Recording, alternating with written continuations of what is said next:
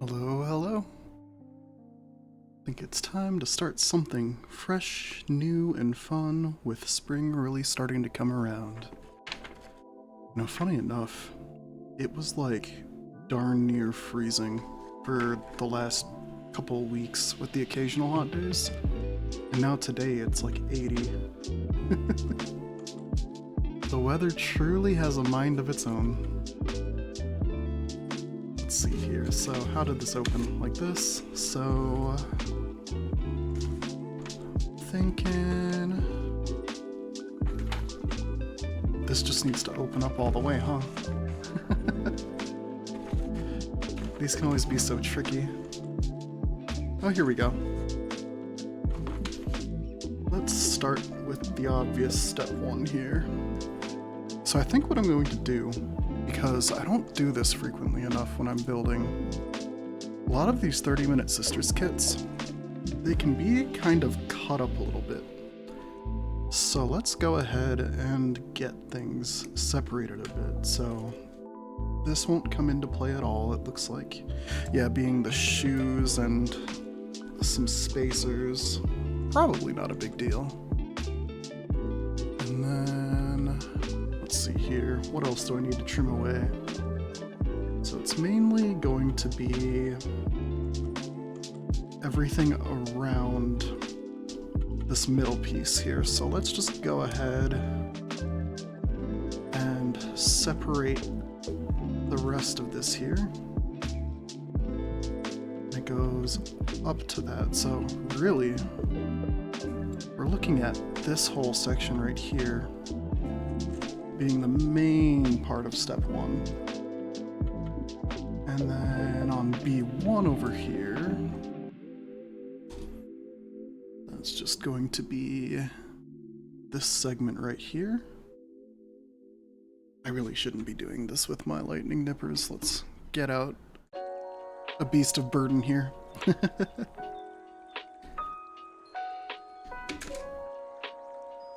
So there's that. And then 1D. It's in this little pile I have a little closer here.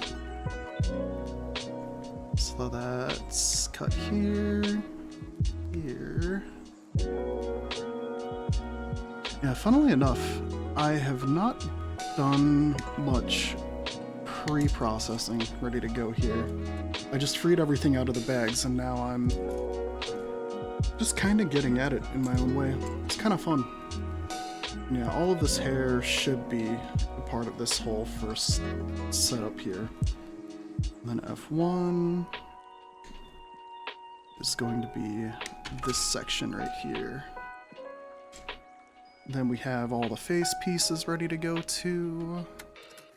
Yeah, I'd say we're pretty much good to start now with that. So let's go ahead and just kind of line up everything on the side here. Easy to access, but not necessarily taking up so much space. Because yeah, I think the majority of this, oh, they actually want us to build the face first. That's really cool. It's not something I'm used to with these kits. So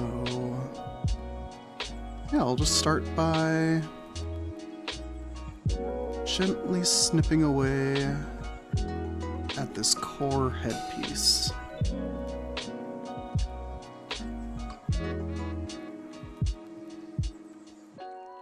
Okay, so we have that, and then now we get a face of our choosing. Let's see here. Out of all of these are all really cute actually. I really like the options I have to work with. Let me get them a little bit closer.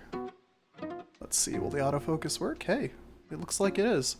So we have a pretty joyous open mouth face, a little playful wink with the tongue sticking out, and then just like the straight on regular face. I think,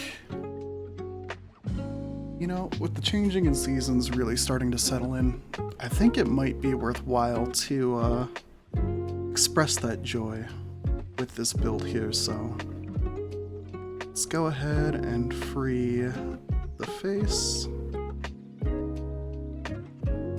we also need this inner mouthpiece.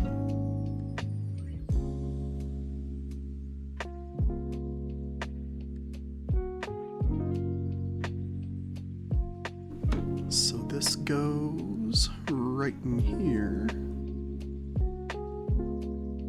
A little off center. But now it's in. Oh wow. Like honestly, just that one piece really gives it a fun little dynamicism to it that you wouldn't get otherwise. And then this slots in like this. Very cool.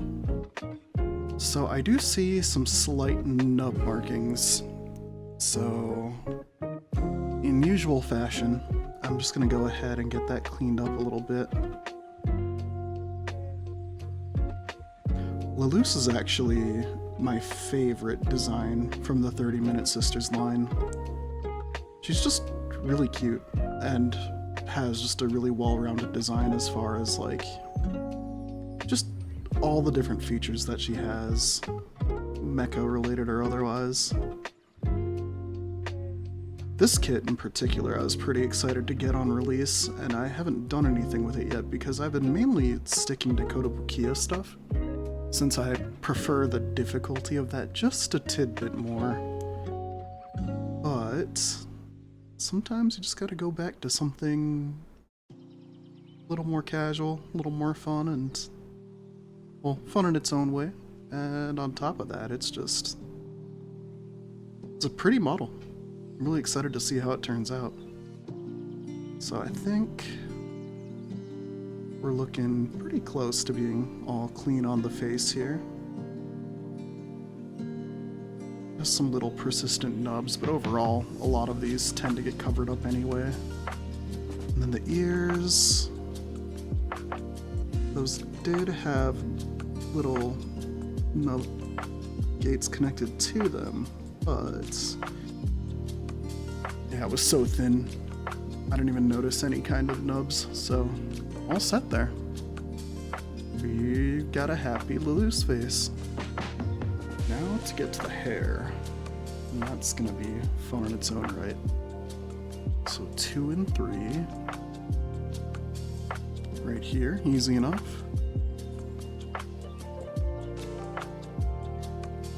And especially with hair, where there's a lot more finer molding to kind of work with, I've found taking multiple cuts on these tends to be more beneficial than not for me. Normally, I don't fly too much caution when it comes to these cuts because it's always easy to clean them up, but I want this to look nice, and nice it shall look. Oh shoot, I forgot my best friend. Mr. Nubcup.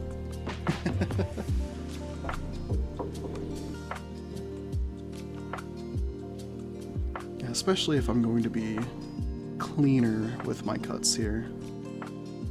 It's probably good to just have this right here.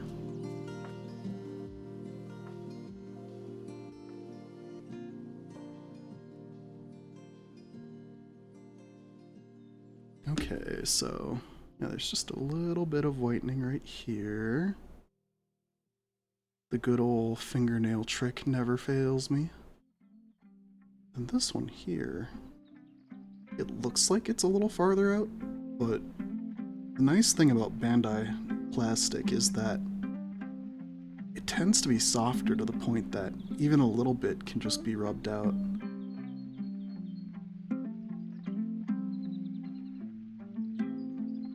Okay, so this one looks like it's meant to be on this side.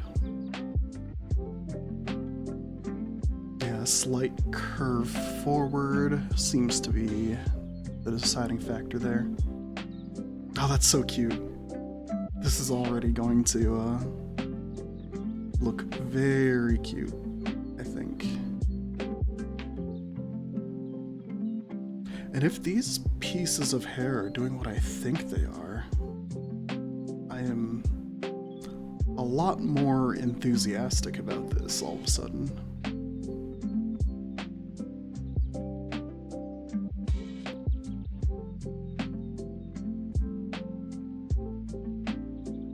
always liked the Hime style cut, where the bangs kind of frame the face.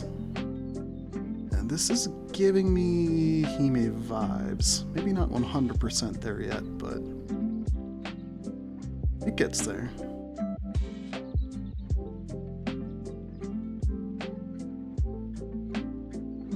Yeah, so just some minor nub markings. Nothing that takes too much work to correct.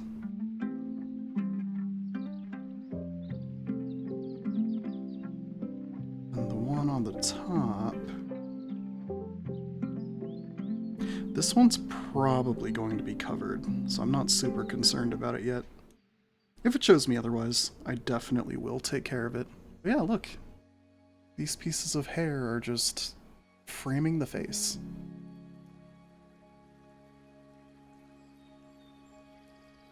Very Hime-esque.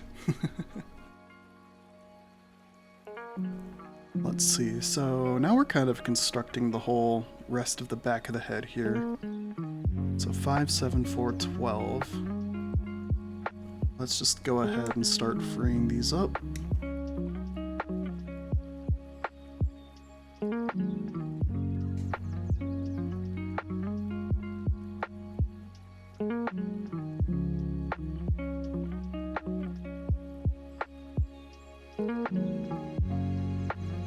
Okay, 4.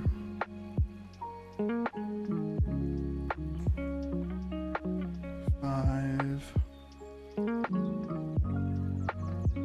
Yeah, 7's this bit right here. And I'm just going to take that to the quick immediately, since these are mainly connector pieces. And then 12 and 4. I'd wager 12, yep. And 4. Wait, no, I already have that. It's just 12 we're waiting on, yep.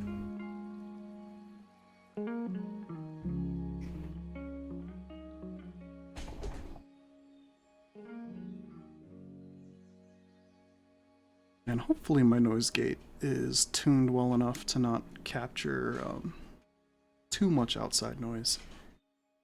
I've got all my windows open here because it is just so darn warm. Appreciatedly warm. It's been a very cold season leading up to this point, but still. Warm enough to warrant the windows being open for sure.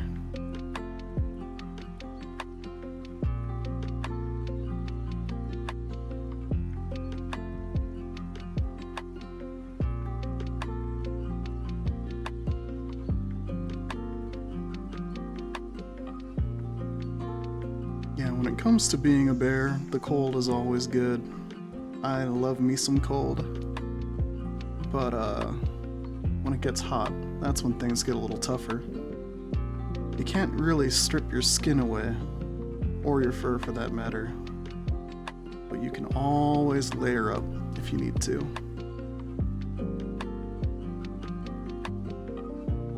Let's see, so there's just the slight little nub mark in the recesses of this piece of hair. So I'm just trying to get to that and clean it up.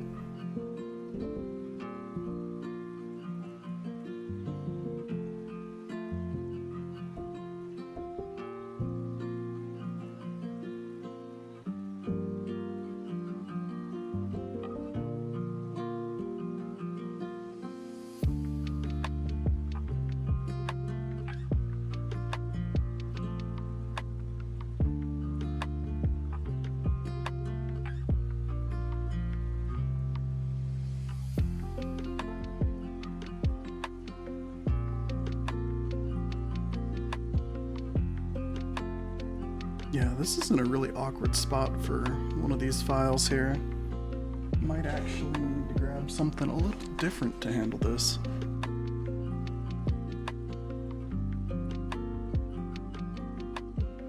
Yeah, these God Hand sanding sponges are pretty neat. I'm really happy that they were kind enough to include these in with my lightning nippers that I got from them direct from their US shop. never bought anything direct from a company like God Hand, so that was pretty neat. Makes me more excited to do that in the future.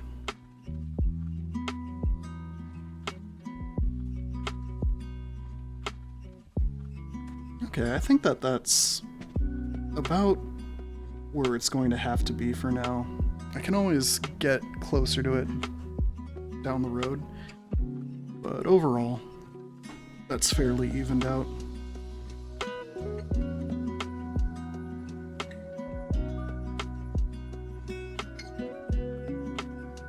And then now, just kind of working my way around the rest of the head here.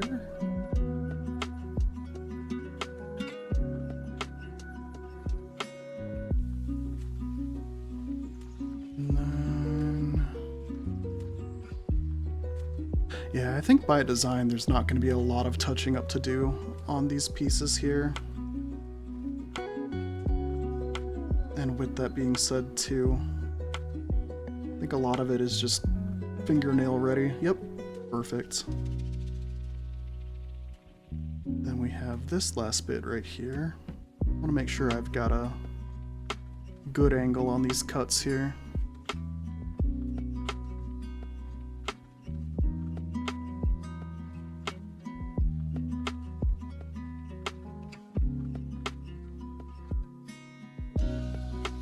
Yeah, and that should be my only real nub mark. And it did not withstand the thumbnail at all. That's great. So 7 looks like it needs to face like this. And then these pieces fit together with... Oh, wait. No, that'll want to go like this. Okay. Yeah, this makes sense.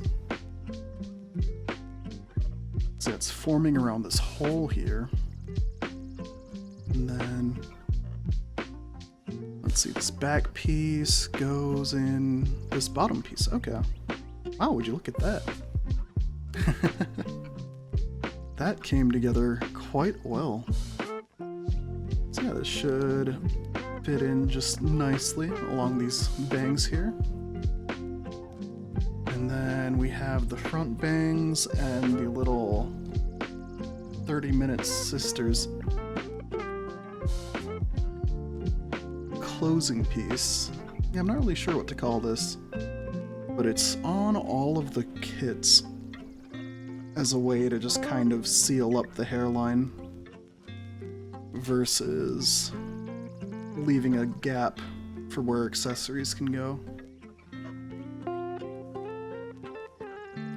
Yeah, and it's definitely a universal trait to them, which is very nice. I really appreciate that about the 30-minute design philosophy period.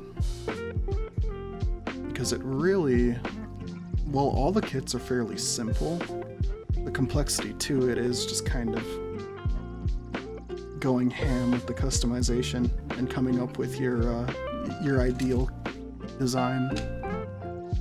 Speaking of, I should be doing a painting stream sometime soon with one of my spare kit bashes that I've done with the 30-Minute Sisters line.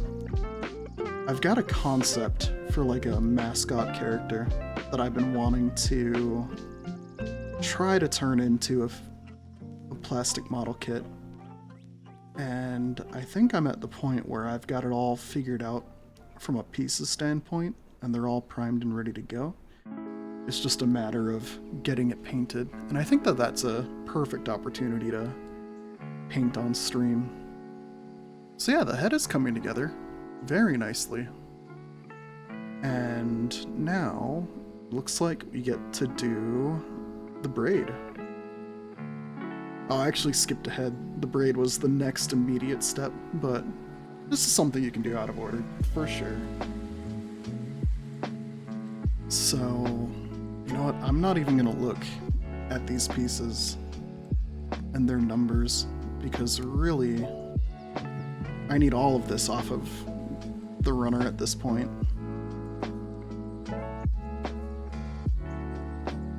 And they're all so uniquely shaped. I think I'll be able to just kind of fill in the gap in understanding with observation. We'll see how well that goes. I could definitely throw a spaghetti over it, but I've done enough of these to where I'm feeling pretty confident.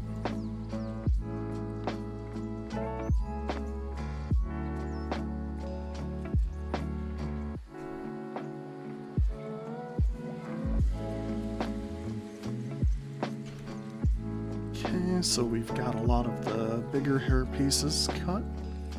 It's just this retaining piece.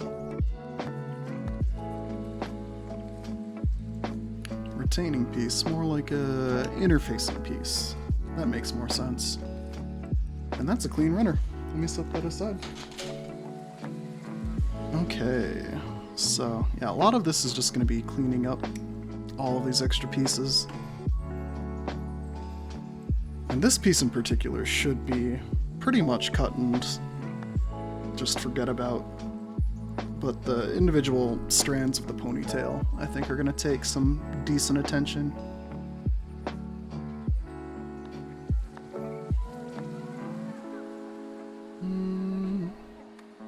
Just enough of a need to get some fingernail buffing in.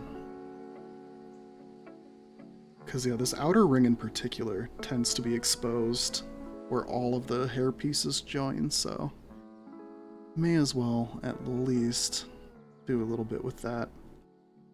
Then now, let's see here. We have what looks like 2 longer blades of hair.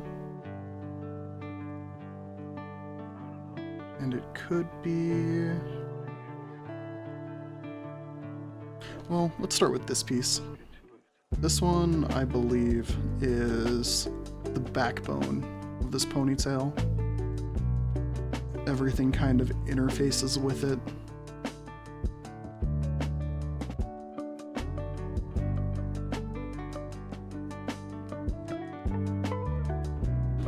Okay, and how did I do on these cuts?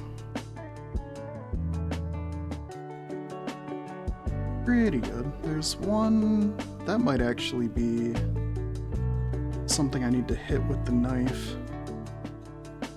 The rest of the cuts are pretty clean. Yeah, I think that's worth a little knife trimming.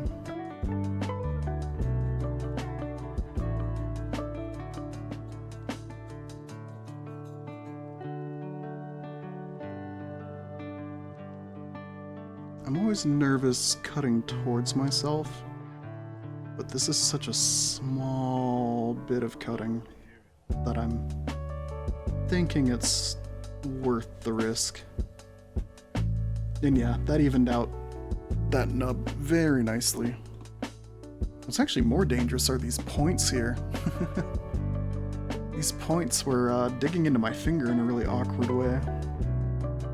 But yeah, so let's see here. There's something pointing out.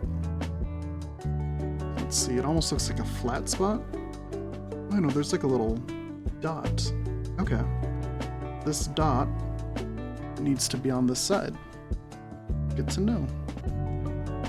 And then now we have...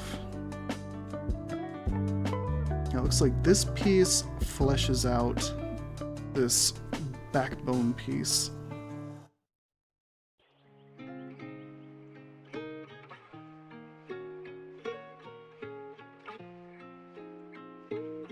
Let's see, so I'm kind of getting at it in an awkward way with my nippers here.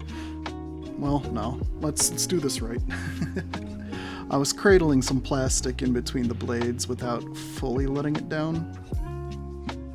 But this nub in particular was odd enough to warrant full attention instead of shortcuts.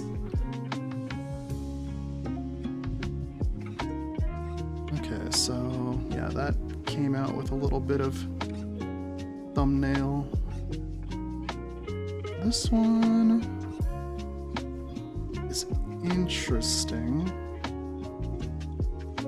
because I can feel it, I can see it, but it's not super obtrusive. Let's just go ahead and give it a gentle touch of the knife.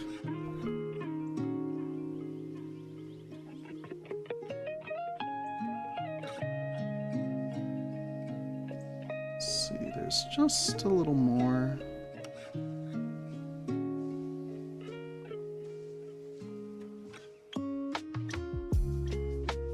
There we go. Yeah, that smoothed out very nicely. And then for the rest, let's see here.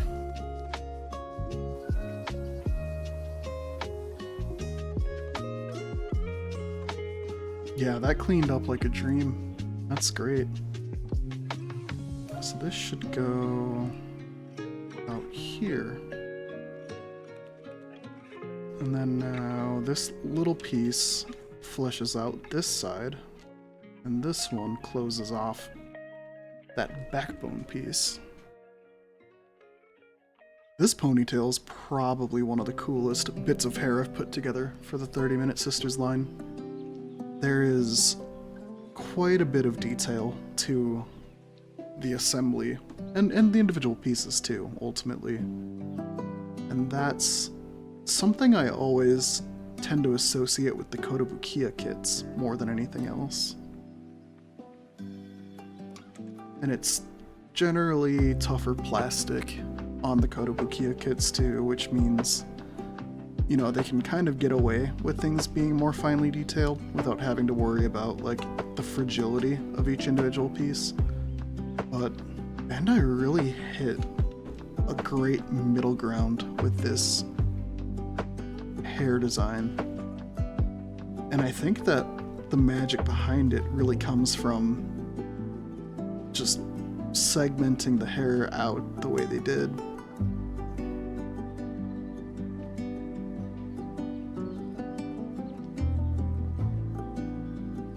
Let's see here.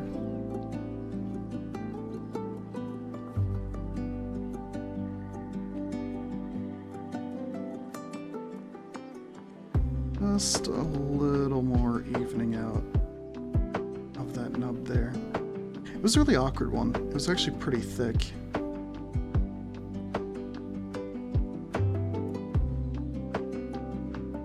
Okay, I think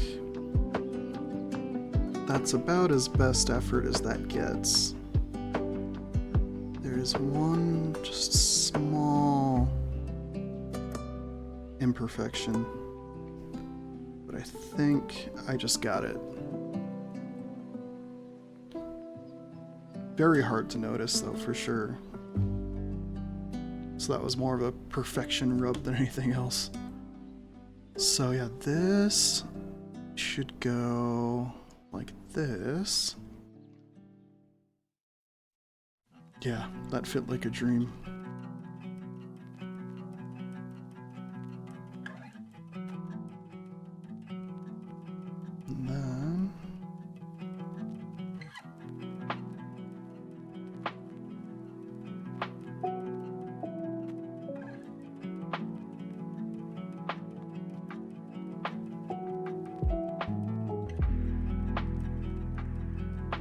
Very thin gates here.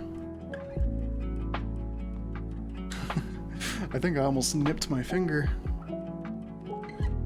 I felt a not so gentle pinch, but it wasn't like a cut. So I think I kind of lucked out there, in all honesty.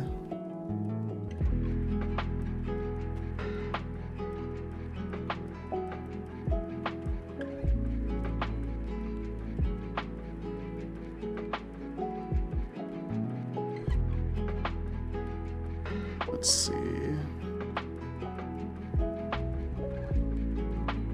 Yeah, this piece looks great. And that's one of the nice things about these Bandai kits, is that ultimately there's not a lot to worry about when it comes to, you know, making it look perfect. These kits do a great job of cleaning themselves up on their own, in a sense. Like, obviously, the more experience you have, the better your overall experience will be. But they're kind of meant to just be in anyone's hands, and yeah, we have a finished head. That's our Luluce. So cute. I love this. So, let's see, what next? It looks like the upper body. Okay. We're gonna be getting into all these fun pieces here. So let me get my cup out of the way for a moment, and let's bring all of these out here. So yeah, we're gonna have a little bit of everything here. And you know what? I'm kind of feeling like, well, besides having a little too much on here, but I'm not gonna fight with that too much. I think what we're looking at here, let's go ahead and just cut everything out and just kind of process it all in one go and then get it all assembled here. Yeah, especially with these upper body builds, they're all fairly similar across these product lines.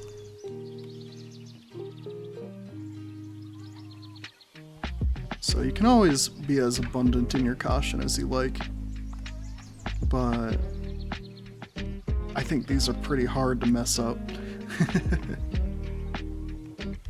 Let's see, and then a 4 right here.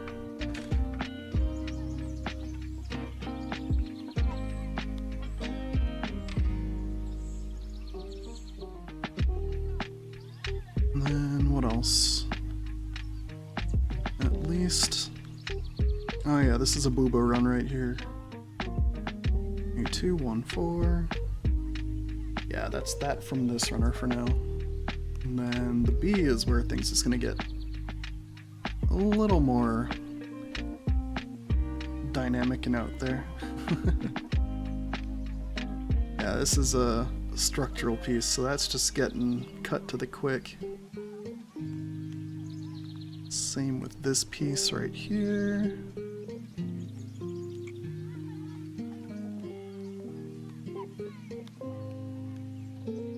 And then any more B? Nope, moving on to D. So 3, 2, 4. Sounds good to me.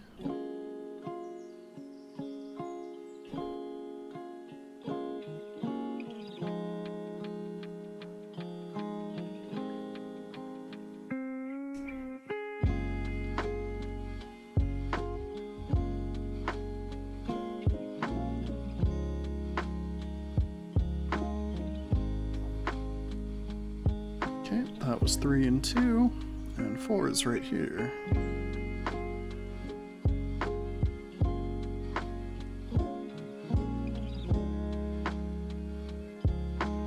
And then F1, F1, F3. Easy enough. This is also a fairly internal piece, so I'm not super concerned about the cuts on it.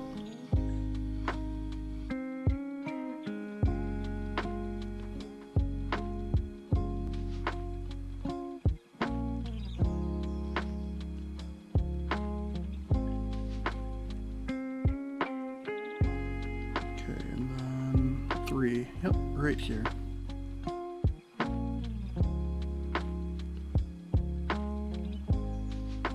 We've got some bare shoulder on this one. Okay, I think that was most of everything here. So this needs to slot in, yeah, with the curved side in the back. And these always go like this.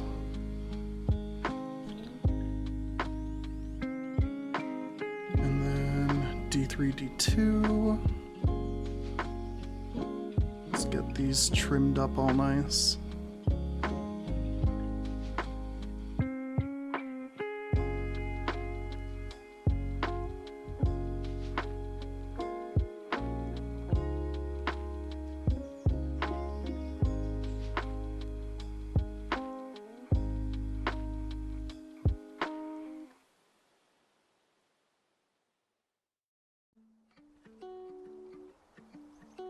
Hey, Lord Bob the Builder, how are you doing? Sorry, I just noticed your message there. If you've been hanging out for a little bit, it's always good to see you.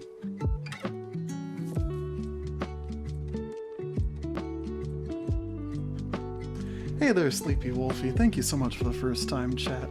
Hope you're doing well. I'll give you a little wave as well. Let's see, I think these are probably looking pretty good. Just need some light gingerly processing here.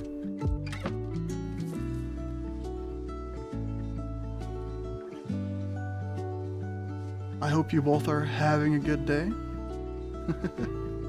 How the Kenkles build going?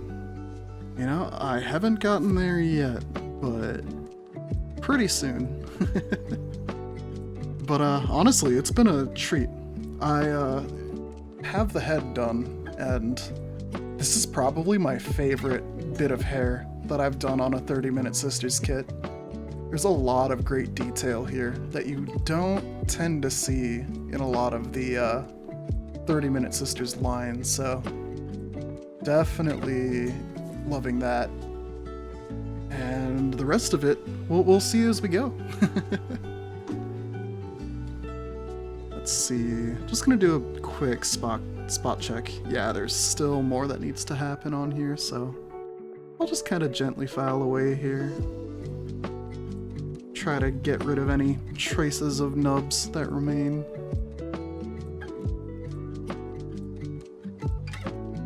Yeah, Luluce is definitely my favorite character from the 30-Minute Sisters line, so honestly, I've been kind of looking at this kit and being like, gosh, when and how do I want to build this? I decided it was a stream project, because it's definitely fun to share a lot of my favorite designs and builds on here. And for the Lilieware in particular too, like I do really enjoy just how it looks overall. We'll see if that persists to plastic once it's all put together, but I mean, I have yet to really dislike anything about any Luluce kit I've put together.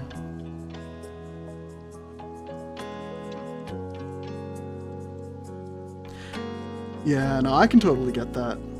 If it weren't for disposable income from being a pretty dedicated office worker, I think I would be a lot less inclined to. But you know, that's just I guess one of the perks and downsides of having a job like that is you make good money, but you also work hard for that good money. Let's see, so am I seeing this right? I believe so. So this, you know what, let's start with this piece. That makes more sense. I was trying to figure out how to get that front piece to slot in with it, but then I saw so much of it just went into that back piece, so why not do the smart thing? Work smart, have fun. Let's see here. We're already to these bare shoulders here. How scandalous. Let's see. This cut should be pretty... Yeah, that was very clean. Now the cuts were along that shoulder line there, and then this one here. It's kind of flush with the front, so... Maybe... I think I can get by without actually filing that down, yeah. A lot of these cuts have been fingernail buffing. It's just that clean of a kit. Ooh, there we go, bare shoulders. Don't tell Twitch cops I might get in trouble. Let's see, yeah, that piece is still aligned the way I would expect it to be. Cool. Yeah, especially with these bare shoulders, it's like, which side's actually the front? But yeah, the closer I look, the more I'm recognizing the general design of these.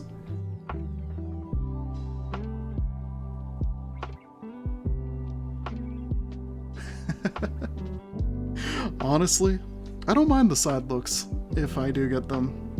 It's one of those things where, like, you know, I'd rather take pride in just how much care I put into each build and how they look at the end of the day versus worrying about their shelf appeal.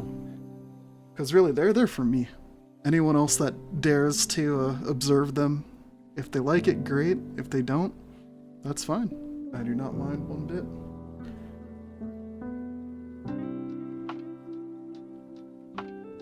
Yeah, long gone are my days of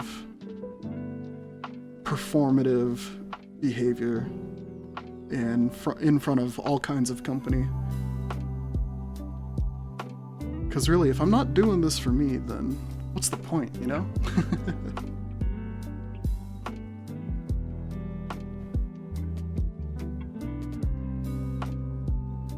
Oh, the Turkina Diarth, yeah, that one's really cool.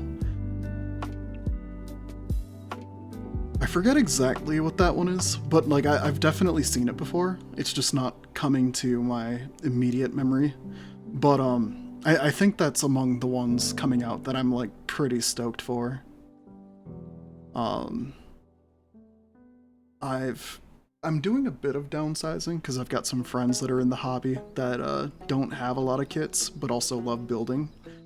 So I'm giving them some kits that were in my scope of things I wanted to do, but at the same time I was like, with the backlog I have, I don't see myself getting to them anytime soon, so I'd rather spread happiness and joy than sit on stuff I may never end up getting to.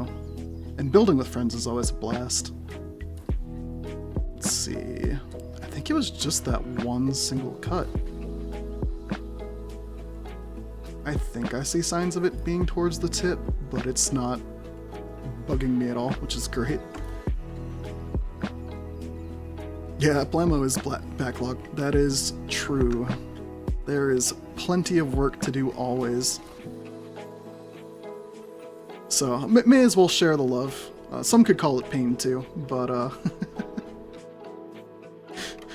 I share it earnestly with my friends.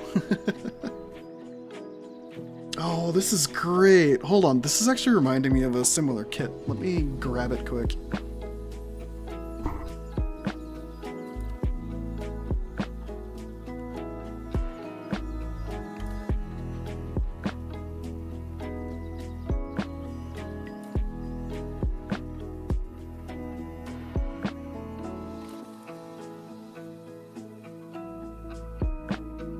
Alright, so you might have seen her pop through, but I do have Lulu.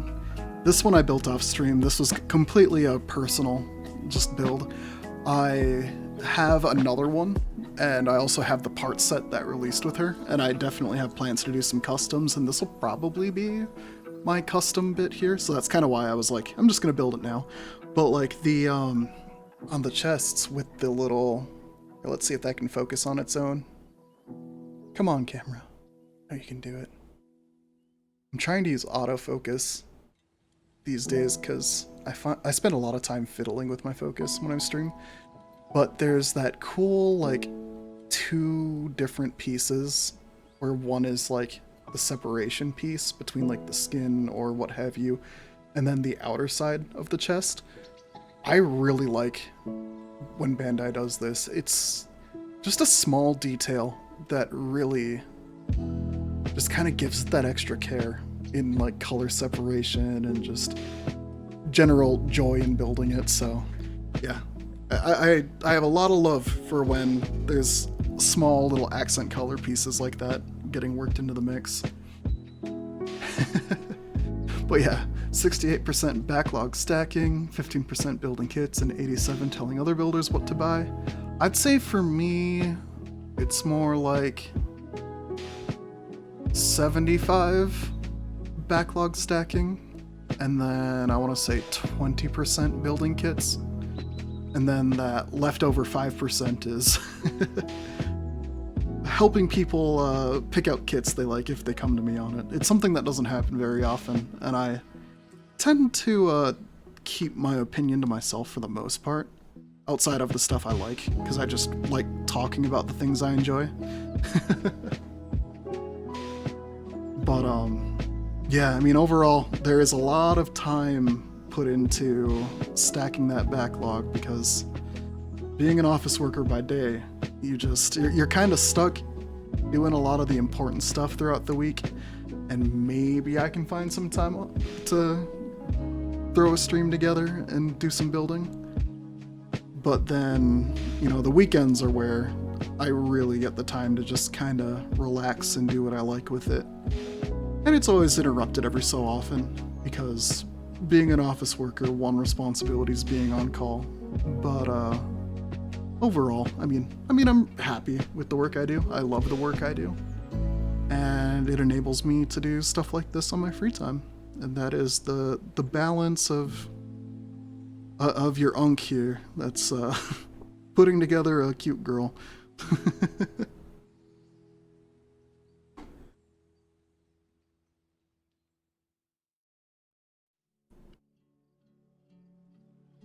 Yeah, this is very much my wind down and relax activity. And I've built plenty of kits before I started streaming. But it's one of those things that I was like, I would really like to do more when I'm putting these kits together. And yeah, I tend to do Mecha Musume, Girl Plo, whatever you want to call it. That's, I would say, the majority of what I have built right now. This right here, though, I'm going to show this on screen because I have it to the side. This is the Zaku GQ, and I actually did a custom paint job on it. This was going to be for a little build competition, but I didn't get the chance to sign up appropriately, so this was just for me.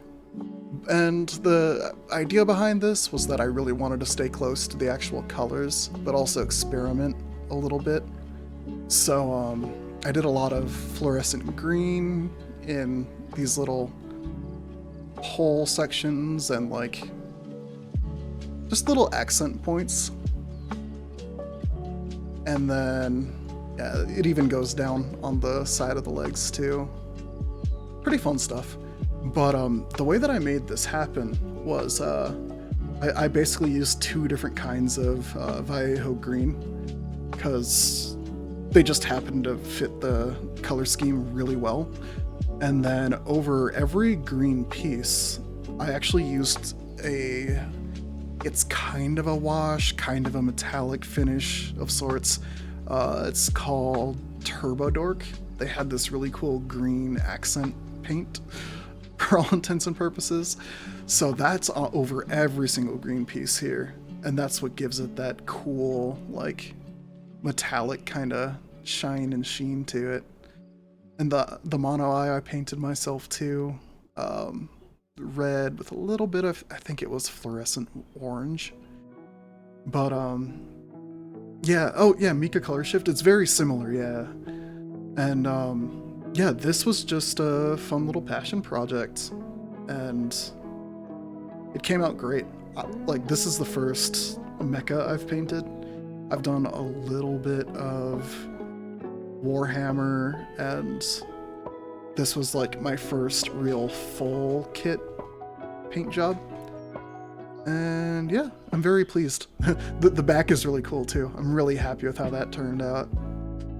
Like, the whole idea of the fluorescent greens was to just give certain elements of the Zaku design a bit more of a pop to it.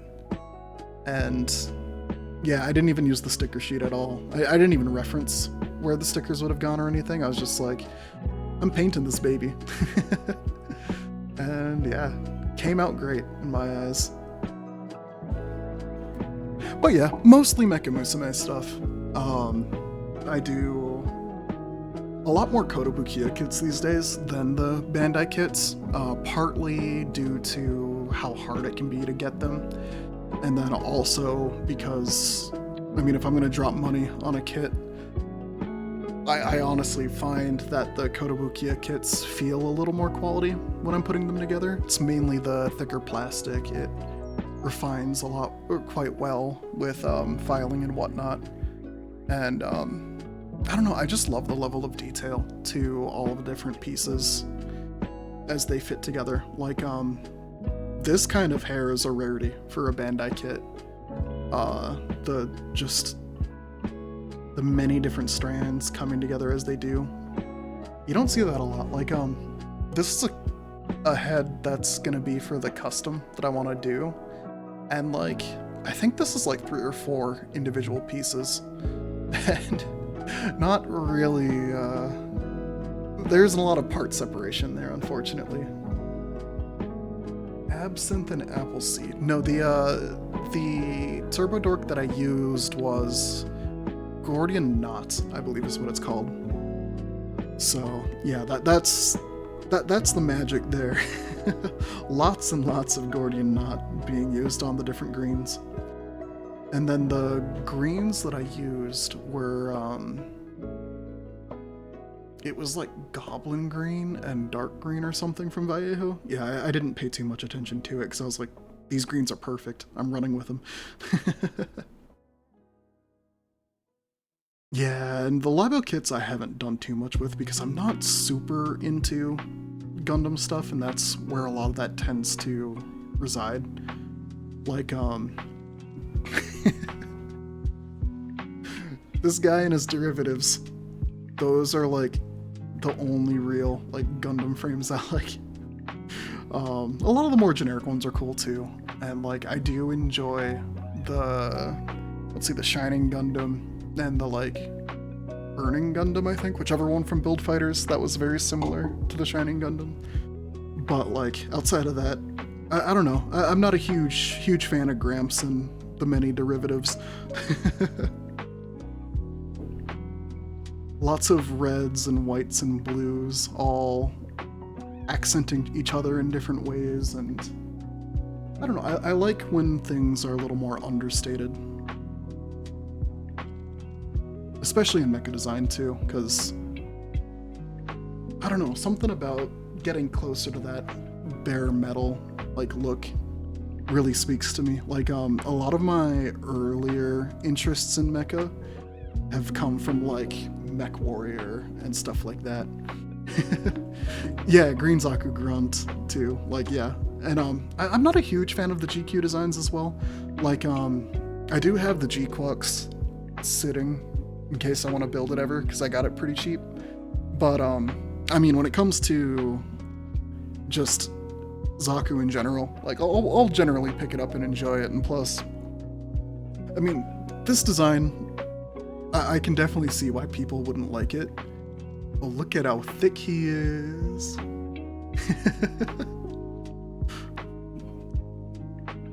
Got way too much cake on this big boy. Oh, not a huge fan of the Zaku? I'm sorry to hear that. I'm sure there's plenty that you love to build though, and that you get a lot of joy out of building. Let's see, so yeah, we got our chest done now. Oh, this looks so good put together. Here, I'm gonna get this closer to the camera here too, because I love that subtle, like, neon yellow just biting out from the white and dividing up the darker black as well. It's so cool. Oh yeah, I totally understand that. There's a lot of different Zakus from many different parts of the Gundam universe. Being a little more specific definitely helps in getting your message across. Let's see here. So, neck and collar time. That's easy enough. And I don't think I'm going to be too careful with these cuts. Mainly because with how lined up these are already, I think I can just fingernail my way through them.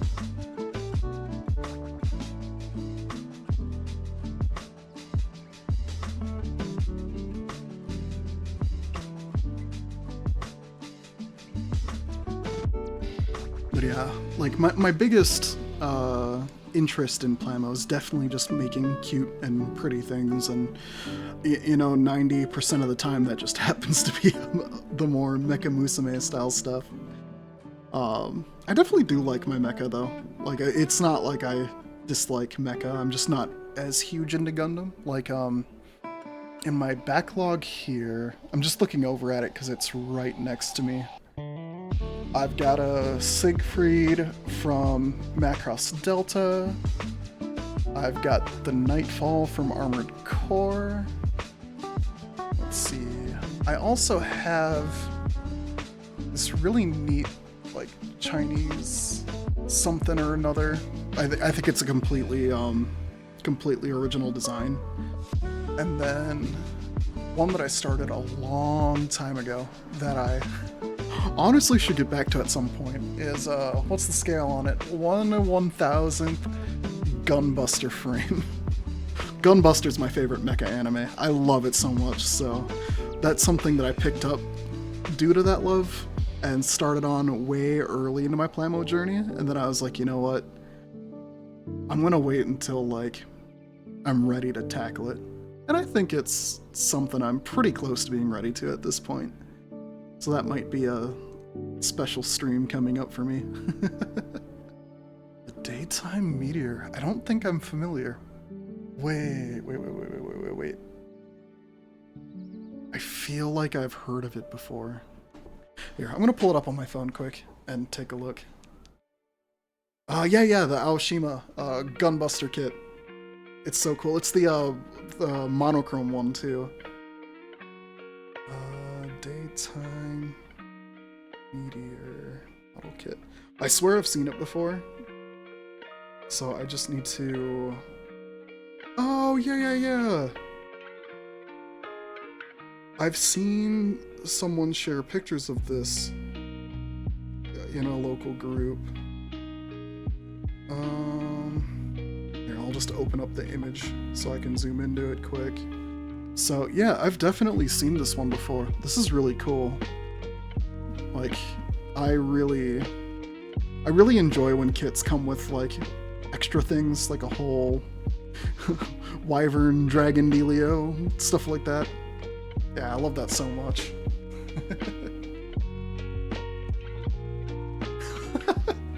The girl's dwarfed by it, that's great. But yeah, I mean, gosh. I really should make a project out of that Gunbuster build soon. Because, like, I always look at the box, and I've had it for so long, and I'm just like, when am I gonna get to this? And it's not like the other kits that I have kind of slated for my friends, where I'm like, I don't know when I'm gonna get to this. It's more like, when will I prioritize this beautiful kit? And honestly, that should be soon. That Zakuji Q was like my most recent mecha build, and it was fairly recent that I put it together, but especially with the HG kits, I don't really derive a lot of joy from putting them together, because overall it's just like almost putting an action figure together.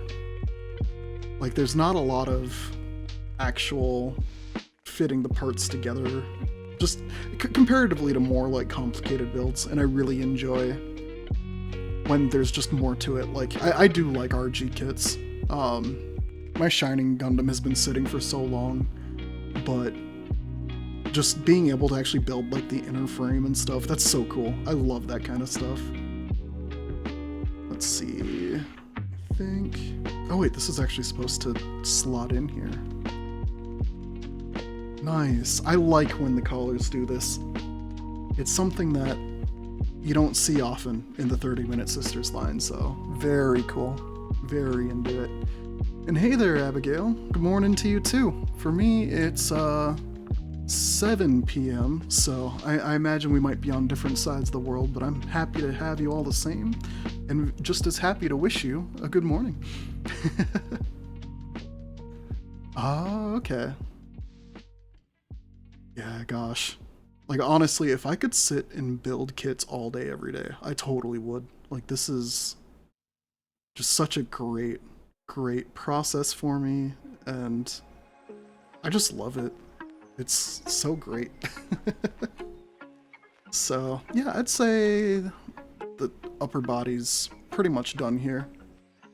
The instructions are telling me, let's start the lower torso here. And that's definitely where we're going next here. But, yeah, just a little visual update on where Luluce is. And I mean, so far, I just love this design. It's very... It's just cute. Oh, it's 2 a.m. for you, but it's all-nighter time? Oh, goodness. Well, I hope that you are definitely taking it slow, resting, and not pushing yourself too hard, because, yeah, especially if you're going to be looking to rise and grind for any kind of stuff tomorrow, or I guess today for you at this point, like...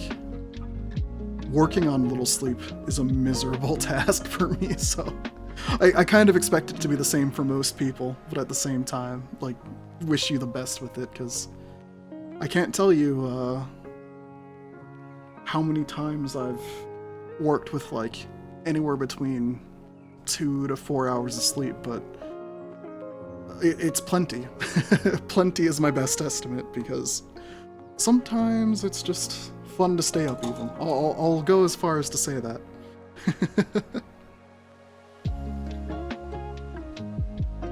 It's one of the nice things about being, like, more of an unk is, like, I can tell you what good, healthy things you should be doing, but at the same time, like, I can't act like I haven't done them, or, like, haven't stayed up all night, or... you know, gamed for an entire day kind of thing. It's, definitely... I try to be the cool uncle, in a sense, when it comes to a lot of things, because a lot of people are so quick to kind of say that, you know, you should be this way, you should be that way, but for me, like, just be who you are. And if it means staying up playing games or, you know, working on a model kit all day or whatnot, heck, if that's what brings you joy, I mean, that's the number one thing I look for in anything I do these days, is to find joy in it and have fun. Oh, okay, so yeah, switching up that sleep rhythm, that's tough. Absolutely tough. And hey, no better time to have a hobby night, honestly. Like, this is the day for me where I get to kind of let things hang loose and just do whatever I want. Because, I mean, I gotta be buttoned up and ready to go tomorrow for the office, but, you know, one less day of fun never hurts, right? But yeah, switching like that is so tough. Towards the end of last year, I actually took a trip to Japan, and, like, you know, funnily enough, going into it, my sleep clock and routine was awful. But then, like, I suddenly became a morning person after it. Like, I just had to get up around, like, anywhere between 6 and 8 a.m. And then, whether I like it or not, I was up at that point. Pretty rare occurrence leading up to that. But, a welcome one, because when your office hours tend to be, like, 8 to 4, you feel the pain of not adhering to that all that well.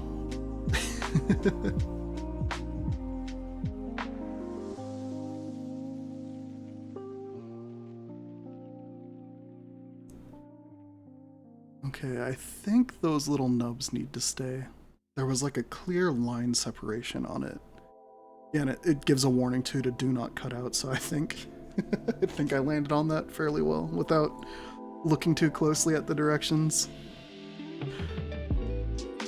You know, that's the thing. I could just come up with excuses, but really, I just... I'm too old to read. Let's have that be the excuse. How about that?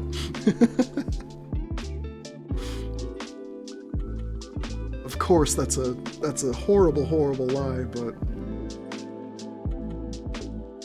only people I've got keeping me honest are y'all hanging out with me here.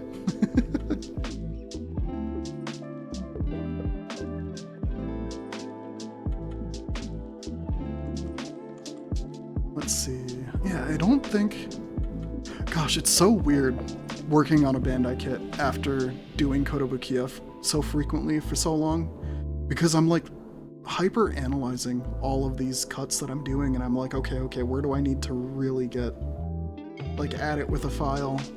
But like 90% of the cuts that I'm doing really close to the pieces are just fingernail fileable entirely. I'm used to very thick, hard plastic, but you know, this is great. I'll take it. It's like this kit is just like my palette cleanser almost. Just put it together, relax, have fun. I mean, you'll never catch me complaining about easier tasks because the difficulty comes during the week anyway for me. Let's see. I feel like I'm forcing this piece in, and I don't like that. Like, I wish it would give me a better idea of how far it needs to go in. Oh, I guess it does say right here, tightly fit the parts as far as they will go, so I think I'm gonna take its word on it and let that rock.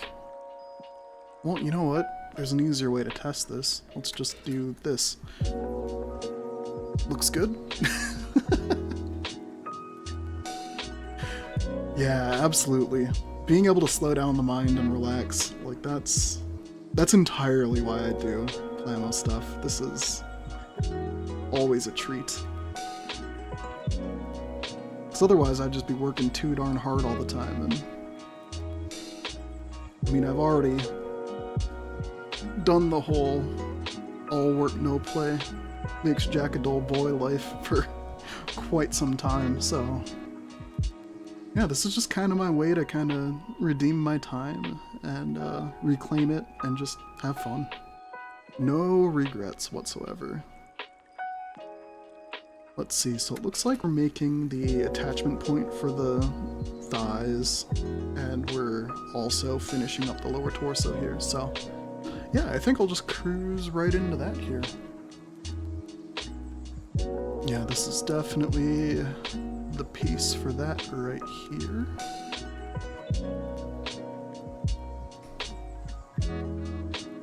And then I'd wager most of what I need here is going to be these. Yeah, 5'5".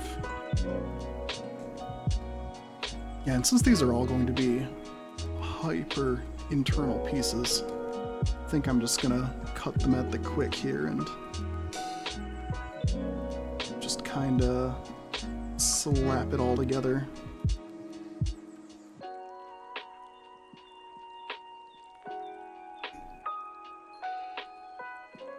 Okay, so that should be pretty easy. A5, A6. Let's get that freed up too quick. And I'll cut away from these here too, just to make sure I make it as painless as possible.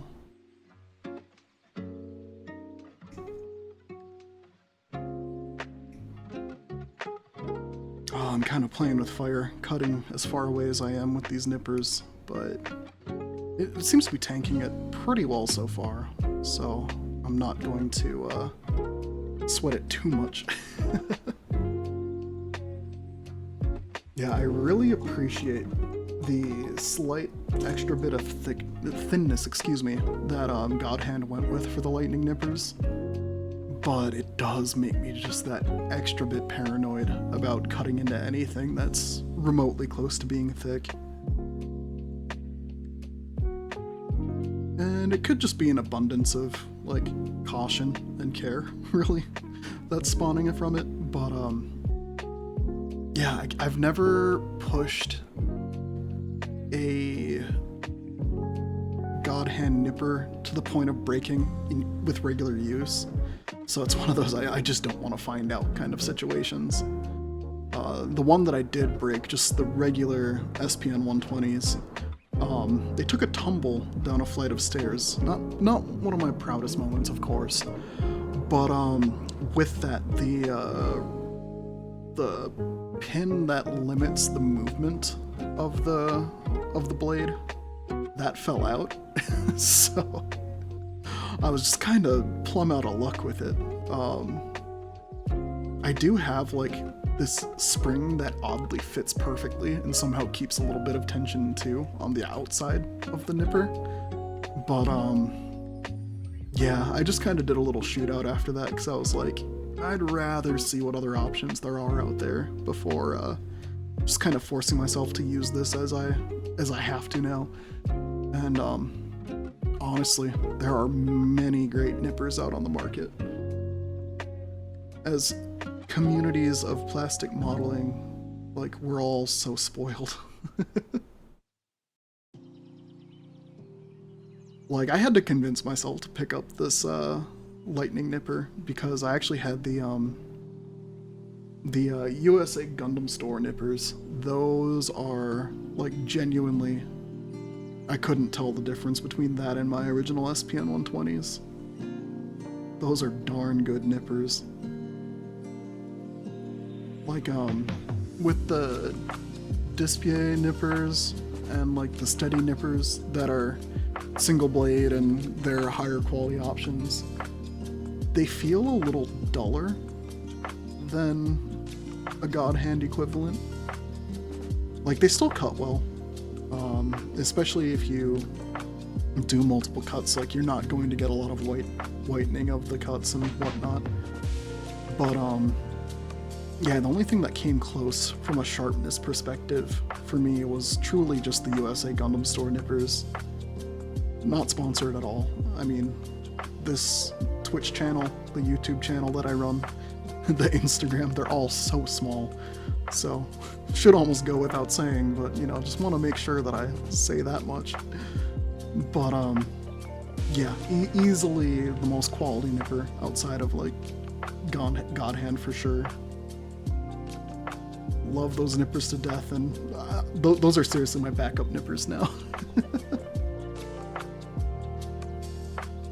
But intense yap about tools aside, I'm just kind of cleaning up this piece here because the nubs are definitely still a little prevalent with that trimming, but overall I think they're working their way out pretty quickly here.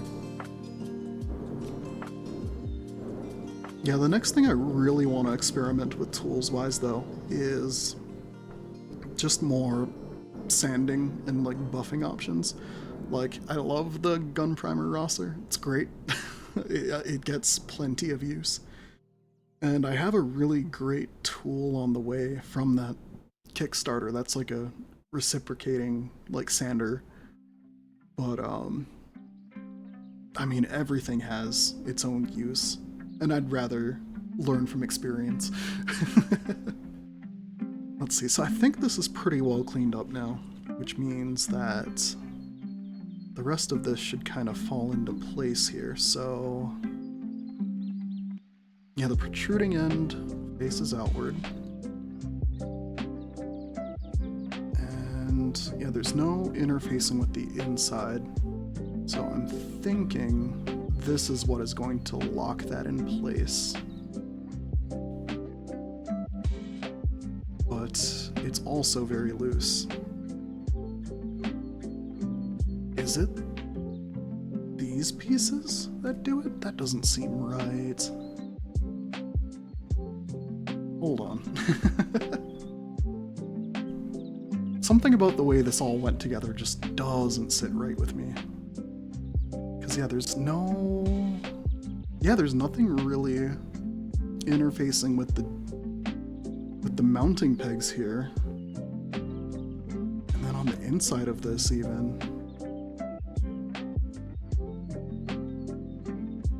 Yeah, there's nothing really holding it. Those side pieces have to be load-bearing hip accessories here at this point. I am concerned But I suppose I'll find out one way or another here just how well this all holds together.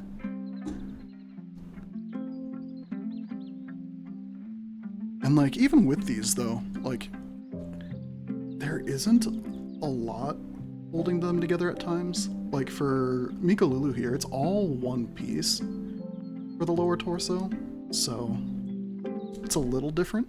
Oops, I forgot she has a little collar on the inside between the two, but yeah, she's a poor example, darn. I just happen to have her on hand. But yeah, with the booty section versus the, like, mid-torso. Uh-oh. I just want to make sure this attaches right. I didn't really feel a satisfying snap.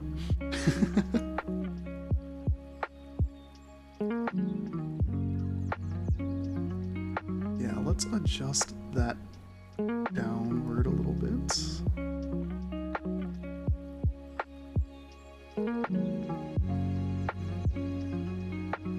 You know, I should think twice about just pulling apart models like that. Okay.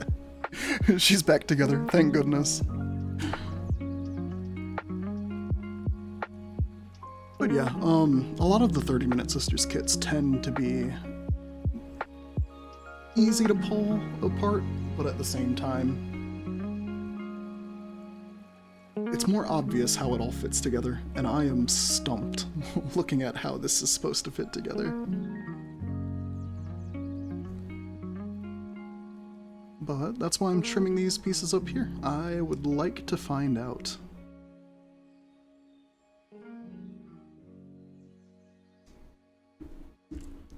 Let's see. Yeah, I think we're just looking at some light fingernail buffing along these pieces here.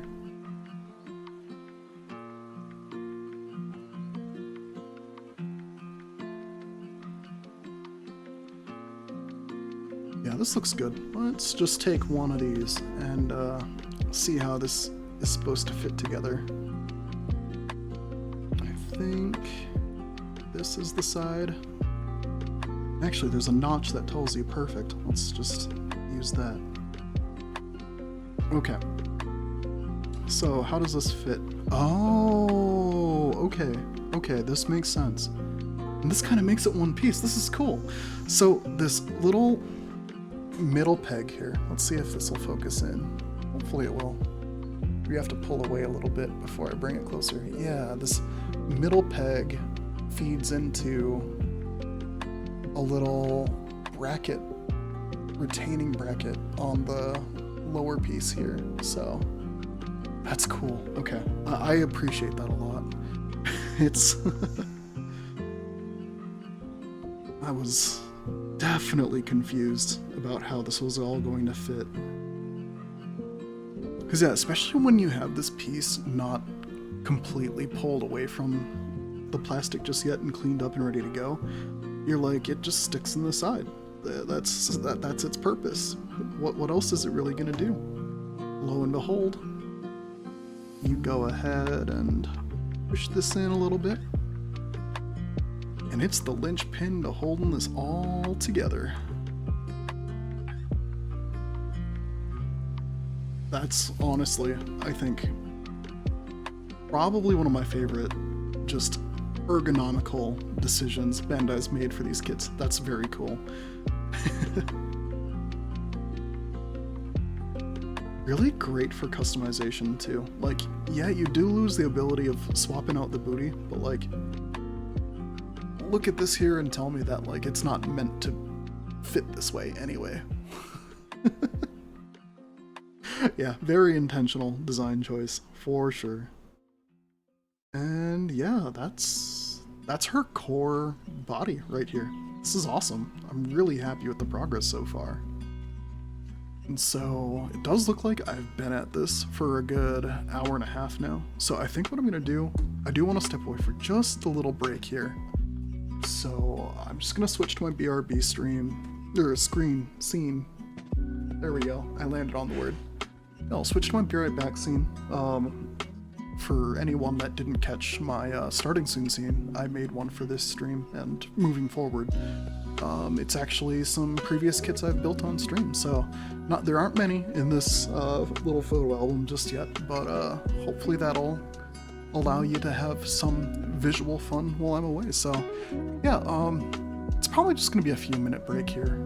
Just want to get up, stretch, take care of some quick little things here. So yeah, I will step away for a moment here and I will be right back. Alright, I am back and ready to build. So hopefully those photos were fun to check out. I know I enjoy taking them. One thing that I really want to do coming up here is, especially since the weather's getting a lot nicer, I would really like to do some like Oshikatsu style photo shooting of some of my models I've put together. Basically just go ahead and, you know, bring them to a park or just outside in general and get some good glamour shots of them in natural lighting and whatnot. So I'm not sure who I'll be bringing just yet. I have plenty of options, and I know I'm pretty excited to just do more photography in general, so yeah, more to come on that. But yeah, keep an eye out on like Instagram and the Everything app, and that's where you'll see a lot of those from me. So we've done the main body here, worked through a lot of the runners that I've cut up here, so now I think we're on to the second section, and that,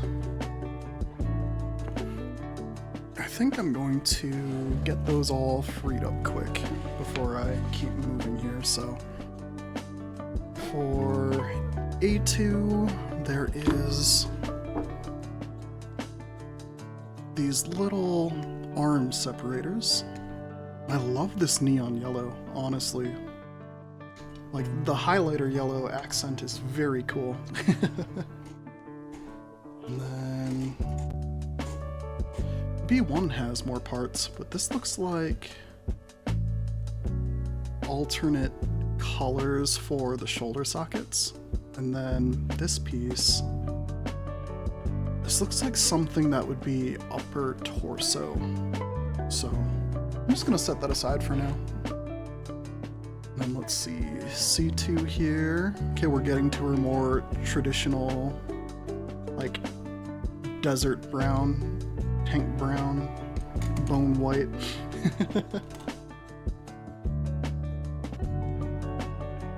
And then, yeah, I'll just set those aside in a different manner for now. Then we've got more skin-colored parts right here.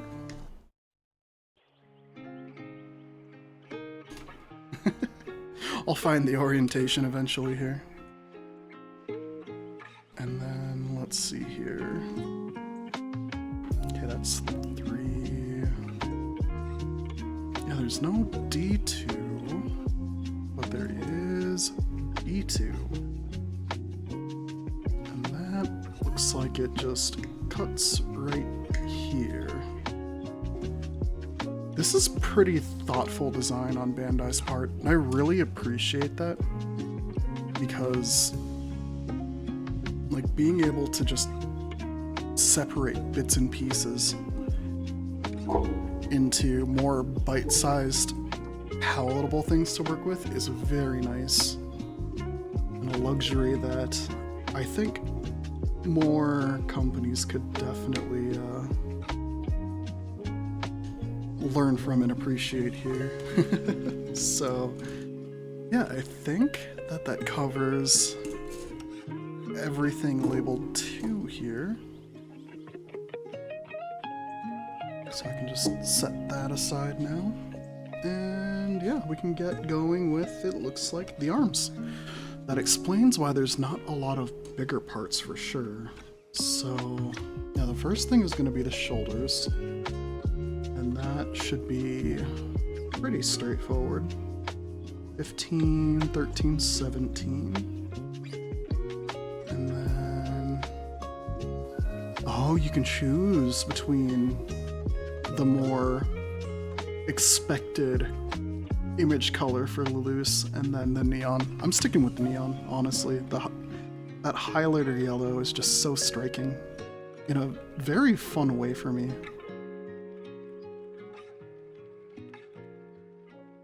So it's 15 and 13. I'm gonna tackle these in tandem here, because really there's no need to separate the effort too much here. And I'll just make sure to set aside the other arm so I can kind of keep track of which pieces go to what, since they are individually numbered.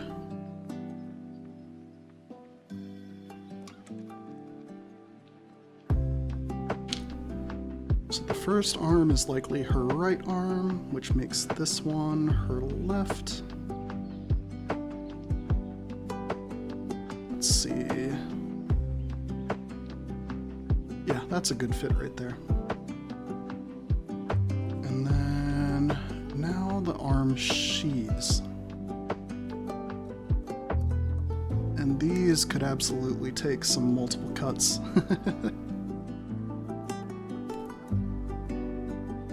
My favorite build so far? That is a fantastic question. I'm gonna look at my backlog quick. I've got it pretty close.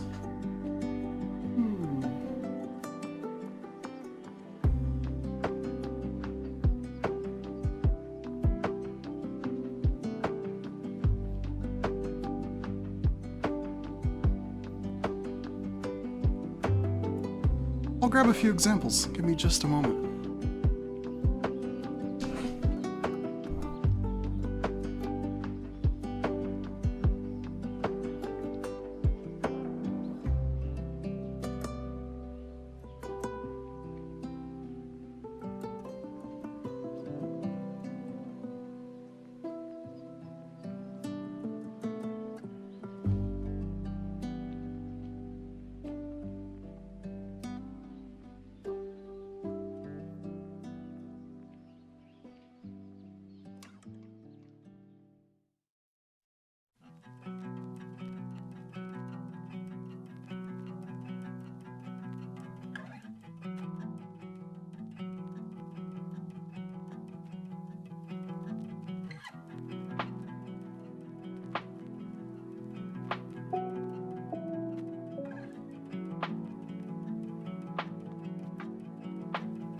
Okay, I am back, and I'll kind of just bring them on screen here one at a time.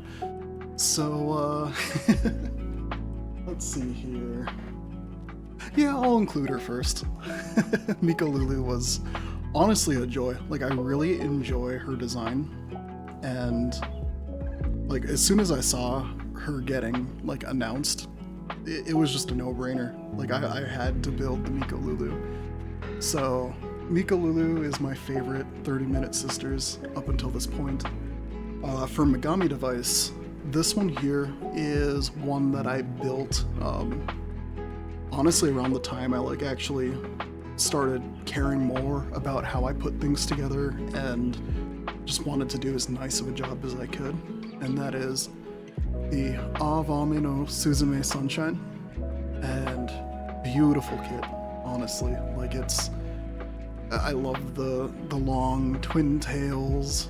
I love everything about this design. Like the yellow is very, like I'm not normally a huge fan of yellow, but I really like how it looks on this kit.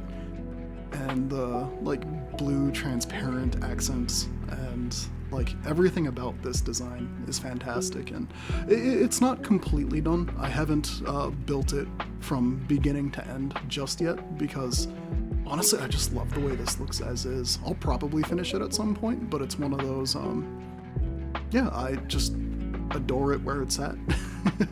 It's a beautiful kit. And then this one is luckily safe to show on stream here. It'll make sense as soon as I show it. But yeah, the Kraken dress is a really fun build. I don't have a lot of the naughtier bits like cut out and ready to go for this. I mainly just wanted to put it together because I just think it's a really neat design. So, yeah, really enjoyed this build. There's still more to it that I can do, and I probably will do at some point, but yeah, just really liked this design, and I really want to get the I forget the exact name of the other one in the line, but the one with like the more Aztec themes, I really enjoy that one's design too, so that's another one I hope to get at some point. And then, still in the pose that I took in the photo, we have the Punimo Fulang. I had my problems with this kit. It's not my favorite build by any means, from like an actual putting together standpoint, but visually, I love this cat like you wouldn't believe. She's great. And then I have one more here, and she's dressed down. I do have her full armor set ready to go, but I spent some time posing her without her full set of gear. So, but this is the Durga design from Frame Arms Girls. I really like her hair. Is my favorite part, truly. Like it's just a very detailed bit of hair on her, and like the points of articulation are really neat in their own right too. They're a little hard to truly get where you want them because the lower twin tails can be a little hard to pose with the way that they're set up, but that mixed with the front little drills and like honestly just the overall design is just great too. Like she's my favorite for sure for now.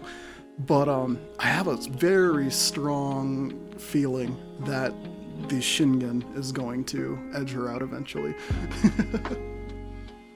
Yeah, it is the Kraken Dress DX.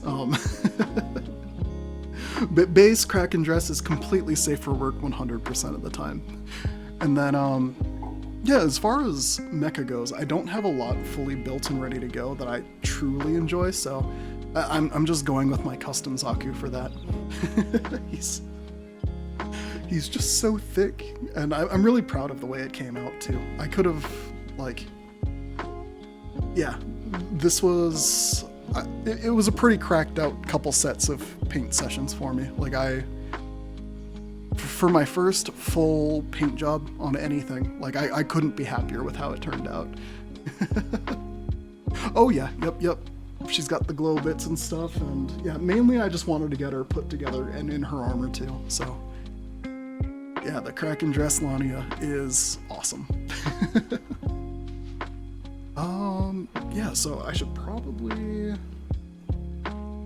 let's see, I can set all of these aside, no problem.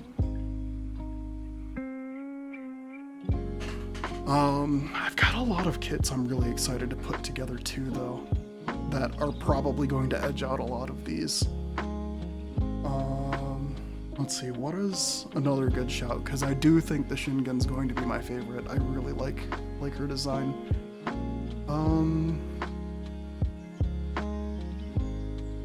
I mean, I love Seira Ichijo from the Sosai Shoujo Teien series, so I mean I've got a bunch of her kits, like alongside the one that I built a bit ago.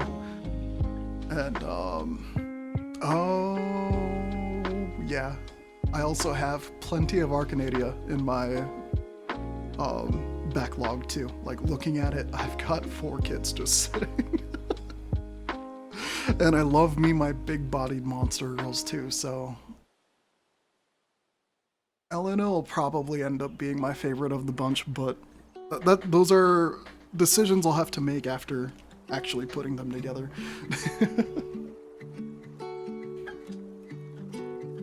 But yeah, I mean, out of all of these, my favorite build, like, put together, enjoyed, like that side of the building, like easily is still the Avame no Uzume Sunshine. It's from like beginning to end, that build was just a joy to put together. Like everything fit together nicely. As it comes together, it just looks and feels fantastic. It's gonna take a lot to trump that as my absolute favorite build, but you know, it's very likely it'll happen at some point coming up here, because I have so many great kits just sitting and ready to go. And also not pictured was the Grande Gorai. I really enjoyed the Gorai build. I'm not finished with the Magatsuki, so that could change. And the Innocentia, unfortunately, broke on me pretty quickly after putting it together, so that's kind of out of the running. But I mean, those are all also subject to falling to the Durga Grande scale kit, so yeah, the Durga and the Magatsuki are, like, at the current moment, my favorite Frame Arms Girl designs. Nice, the chicken and the dragon. Like, oh, I love Archinadia probably the most when it comes to, like, the brands. Because, I don't know, there's just something about the more fantasy styling to them and the quality of the kits that just really kind of sets that line apart entirely for me. The reason I kind of sit on them versus like making every stream and every project those is because I really want to save those for special occasions, because I've only built Velretta so far, and like Velretta being one that I'm not like super interested in, but still had a blast with. So it's like, I know I'm gonna love putting together the rest of the kits. So it's just a matter of, it's definitely a matter of when, not if. Much like my Gunbuster kit that's been sitting. Oh yeah, those Xeno like frame things, those are really cool too. I'm pretty excited to try to pick those up at some point.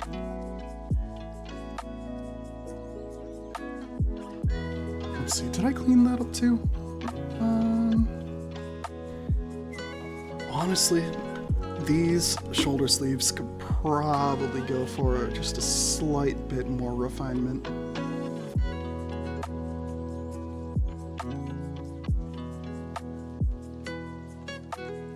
One thing that I really want to get from a mecha perspective, I've seen it at my local shop a few times, and the only thing keeping me back is really the price of it, but I really want to do the PG Zaku 2. Whether or not it's Char Aznable's version or not isn't of too much concern to me, but I keep seeing it. I love the Zaku frame so much. It's one of those, like, eventual projects I want to get to. And I've definitely heard middling things about those kits. Like, I'm definitely aware of that, but yeah, just having never done a PG and really enjoying the Zaku, it just kind of feels like the logical step for me to take. I do also want to try to pick up one of the more generic Verkov frames, like maybe the Sazabi, I think that's one of them, or any other, like I think there's a couple like mono eye style frames that they have in that line. That'd be pretty cool. MGs I'm not as big on, because I honestly I like the 1/144th scale a lot more than the 1/100. So I'll probably just stick to real grades for that. But yeah, I mean, not being a huge Gundam fan doesn't mean I don't keep my eyes on the different kits on that side of things, because I mean, a lot of those designs are also very cool, and it would be unreasonable of me to say otherwise.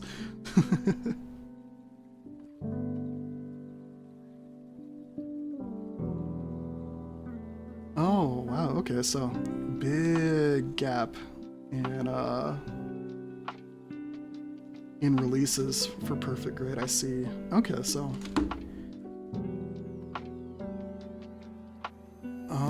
PGU. Yeah, I think I saw it was the new Gundam that had come out recently. It looks pretty cool, but I don't know if the experience is best served with like hedge clippers and screwdrivers and whatnot. I can probably hold off. Yeah, and it is very expensive too. That is a definite fact. Definitely not looking to like it's an edge case scenario of interest for sure. Something that I very likely will never actually execute on. I just want to make sure I'm looking at the right pieces now going into this. Okay, cool. Yeah, with how big my backlog is at this point, I'm thinking I'm going to be mainly focused on building for some time, which definitely means as many streams as I can fit in when I can, but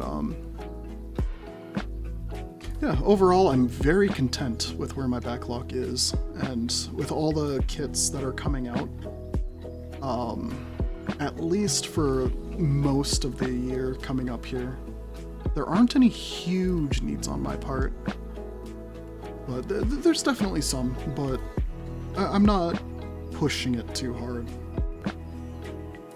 I've already got plenty I want to do. Holy. I think if I, like, before I even consider getting a PGU, I'm thinking my next step would be actually getting a full Warhammer army first. Especially for that price. Oh yeah, like I wouldn't be surprised if third party does it better, cause or at least for a much better price. Cause yeah, that's pretty exorbitant, that $600+ price tag. Honestly, it's better off. I'm better off saying $700 plus, cause it wouldn't be fair to say $690 is almost $100 south. Yeah, that's a lot of money. There's also a lot of whales in the community too, so it's not like it's completely unreasonable, but especially for more budget-conscious participants in the hobby, it's a lot to ask for something that's meant to be a premium that folks can enjoy.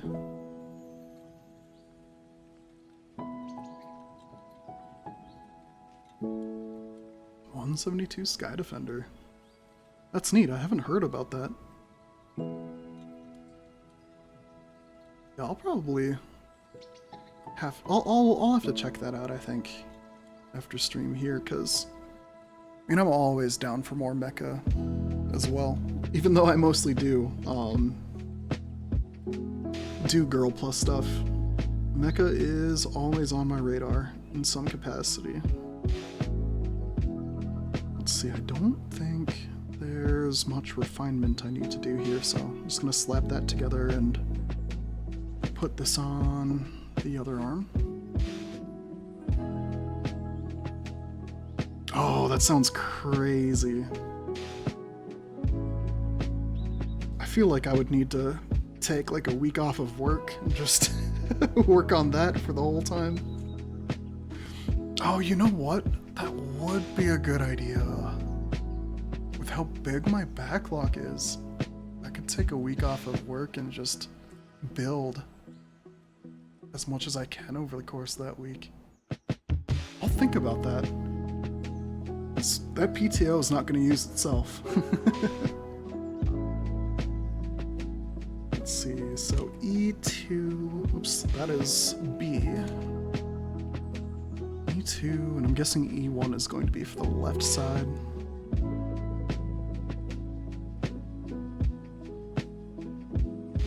Gosh, I could do so much kit building over the course of a week.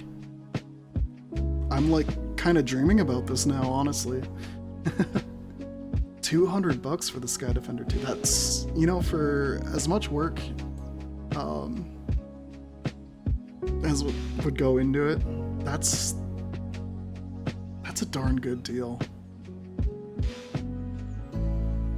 Let's see, that's spent. I'll just set that aside. Now, nub check. Very small nubs. I may as well just get at it just a little bit here. I'm always nervous about sanding down Bandai plastic though, in any capacity, just because it's a lot softer than what I'm used to. For better and for worse, because I do enjoy the softness of Bandai plastic, but it's a little scary. Let's see, I wish it was a little easier to tell. Oh, I think I got there.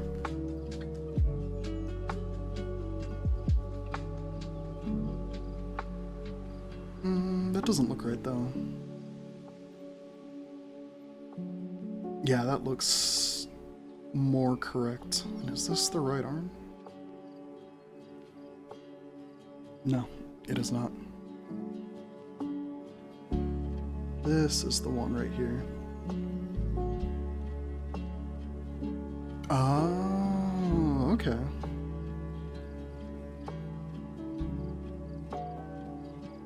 For better or for worse then, huh?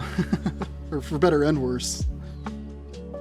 Like, I love polycaps, but at the same time, they can be a real pain in the rear.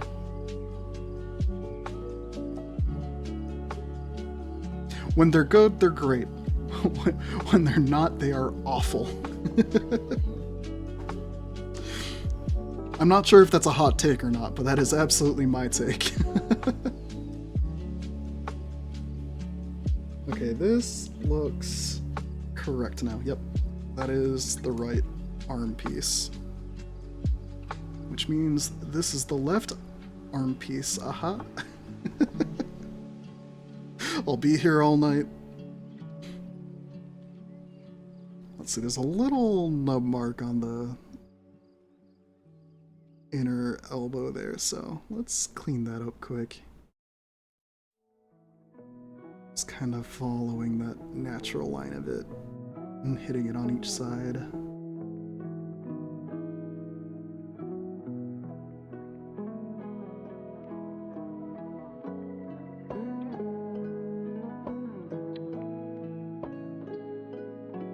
Oh, okay. It's nice that Bandai is still innovating. Because it feels like half the time they're almost sitting on their laurels when it comes to things. And then the other half, they're like really starting to do some cool things. Like, honestly, before this Luluce, my general opinion of the 30-Minute Sisters line has been, generally you're looking at a pretty standard, like, nothing too exciting build, and I mean, they look decent, but they're not nearly as pretty as other options out here. And I guess the Rhaedyra and the Ylshana kind of pushed me towards thinking otherwise, but this Luluce, I mean, Luluce being my favorite, absolutely has changed the name of the game here for me.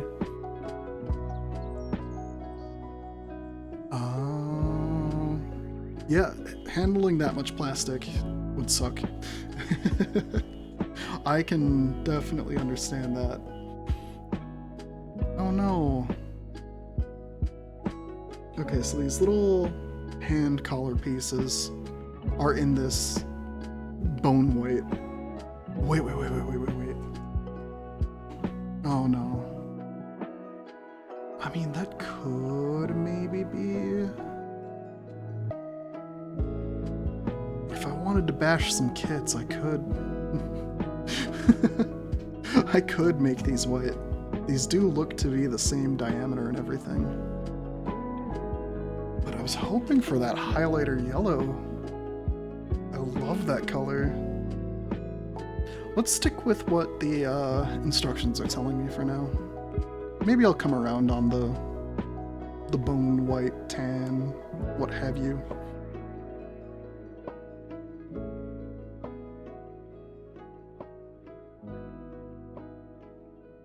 Yeah, that is something I really appreciate about the 30-minute series, or yeah, the 30-minute series in general, is like it's all very intentional with how everything's set up. They could do a lot worse, but they decide not to.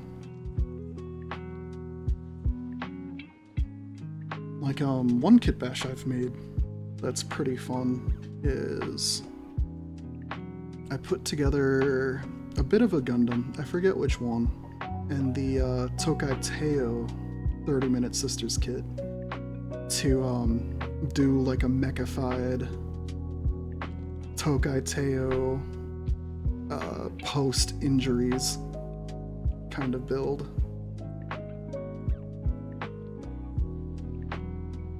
Oh, that makes sense. Well, I mean, maybe I wouldn't have worded it so in that manner, but yeah, I could definitely see like inspiration being taken from that. I'm hoping that I get some of those in my mystery boxes I got from Kotobukiya, because I got their mecha and their girl kit like box set, and all I know is they're probably going to ship me a bunch of plastic. I'm all for that, though. Let's see. I don't think this is meant to fit on here in a particularly specific way. Yeah, it's just meant to go on.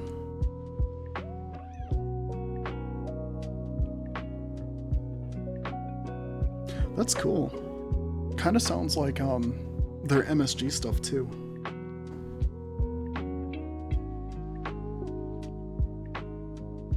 Yeah, it'll be fun to get my hands on just more Kotobukiya plastic goodies, because I mean, it's not like I've disliked any Bandai stuff I've put together. I just feel like Kotobukiya kind of takes it that extra step.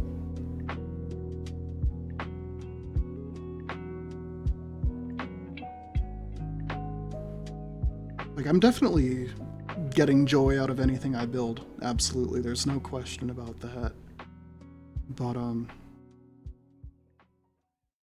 it kind of feels like I get more friction in the process from Kotobukiya. In a good, healthy way. Not a... not a, this sucks, I don't like it kind of way. Ah, okay, that makes sense. Yeah, I didn't have the full history on that, so that's cool to come to know here. I'm gonna get these arms on her now. I know the hands. Yeah, I should just take care of the hands quick.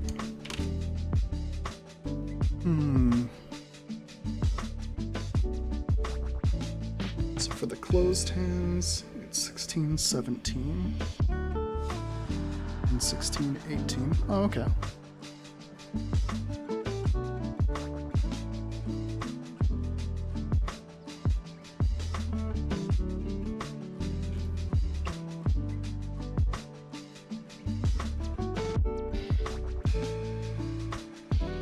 Wave option system. Neat. Yeah, I'll have to get caught up on the lore with all the different brands on the Kotobukiya side, because I know, like, primarily I've been like paying attention to a lot of the Girl Plus stuff. For better and for worse, I know what I like. But That is why I got that mecha kit though, because I really want to open up my horizons a bit with them, because the more I can put together and enjoy, the better in my eyes.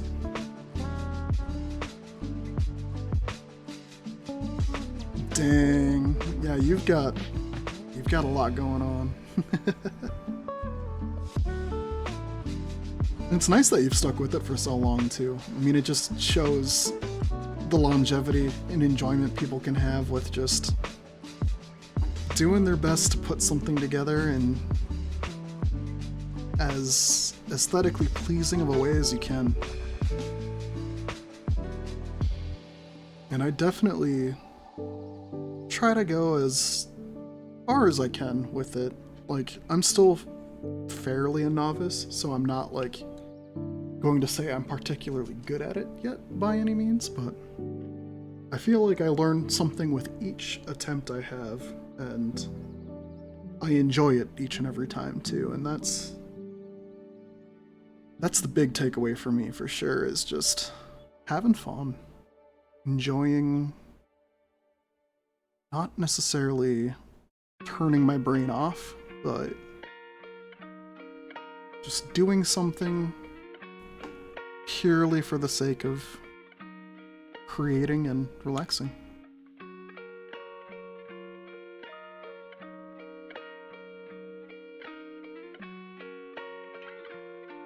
Kotobukiya and Bandai are falling off. I can see that, yeah. Like, honestly, I've been really impressed with, like, every Chinese kid I've seen. Like, I've got a couple in my backlog too that I'm really excited to build. And, like, I do have minor complaints with some of them, mainly just because, like, I'm not a huge fan of undergating personally, and a lot of the kits that I've worked on have done that heavily. But at the same time, like, I can appreciate why that's being done and appreciate the effort that goes into making that happen. So it's not like a one thing turns me off, I'll never touch it. It's just more I gotta be more mentally prepared for what I'm stepping into when it comes around to it.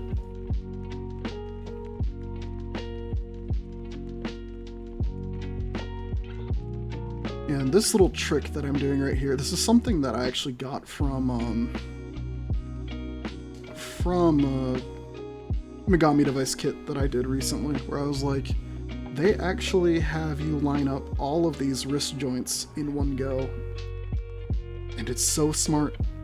I love it. I wish everyone did it. And, I mean, it kind of works.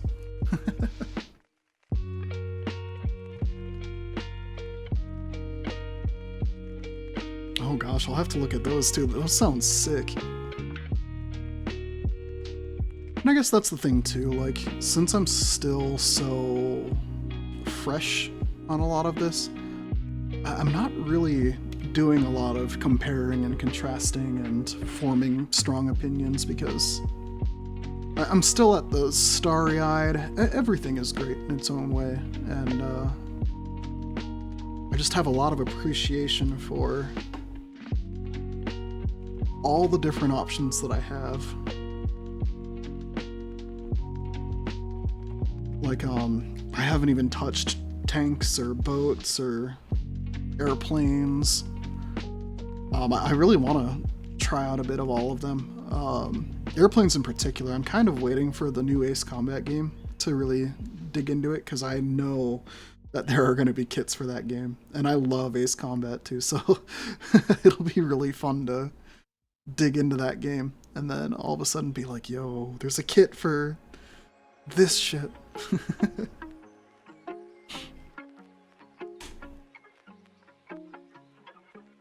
Like, I've never fully played through an Ace Combat game, but I've just had so much fun anytime I have played one.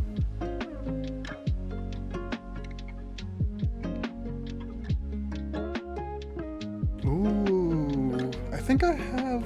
No, I was looking at the Guanyu. That's what I've got. But, yeah, I think I've seen that Zhaoyun. And, yeah, it's pretty miraculous what some of these companies are making.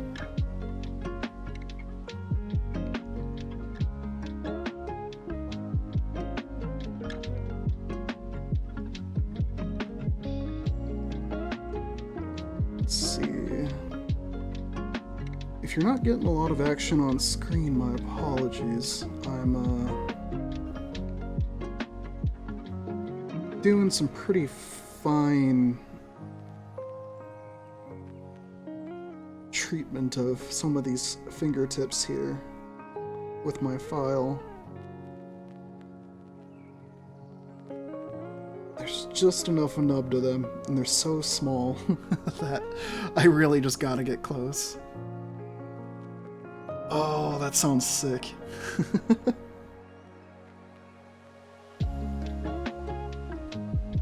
Yeah, I would definitely... Like, that'd be fun. Just, making a humongous kit at some point.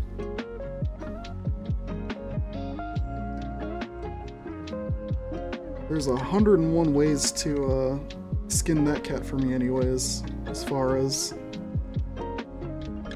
an option that I'd go for that actual effort.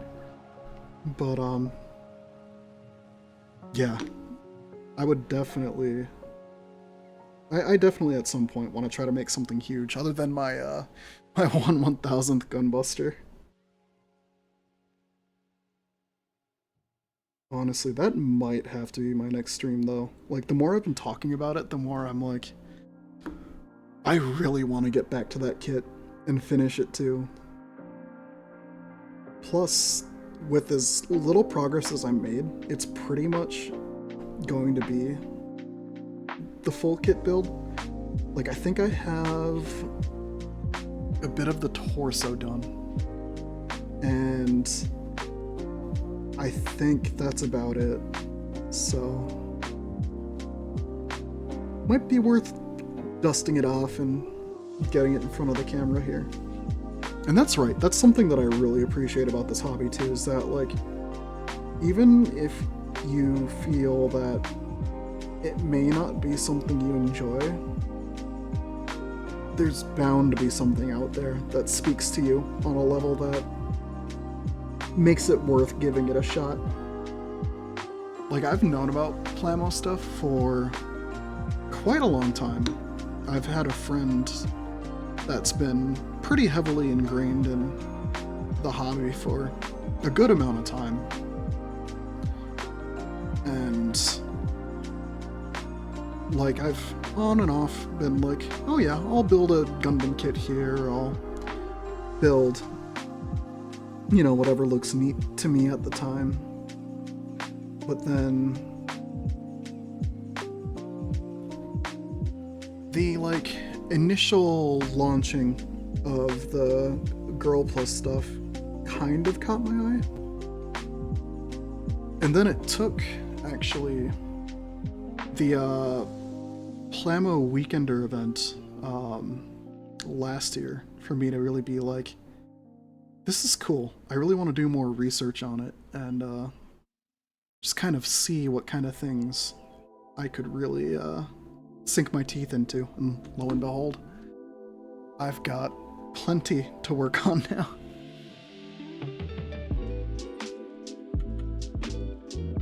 Oh, it's gonna be small, no.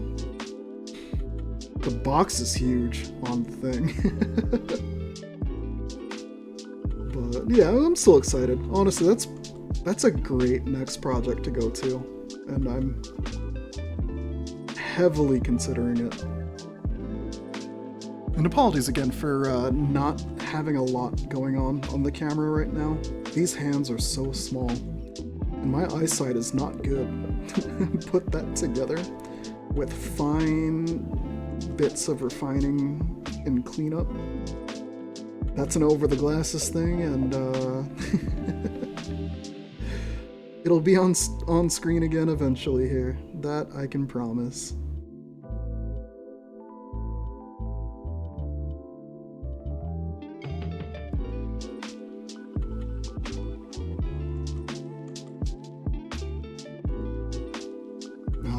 having a nub on the tip of an index finger is so mean. But I think I rounded it off pretty well. Oh, about the same size as the MG new. Okay, okay. I vibe with that.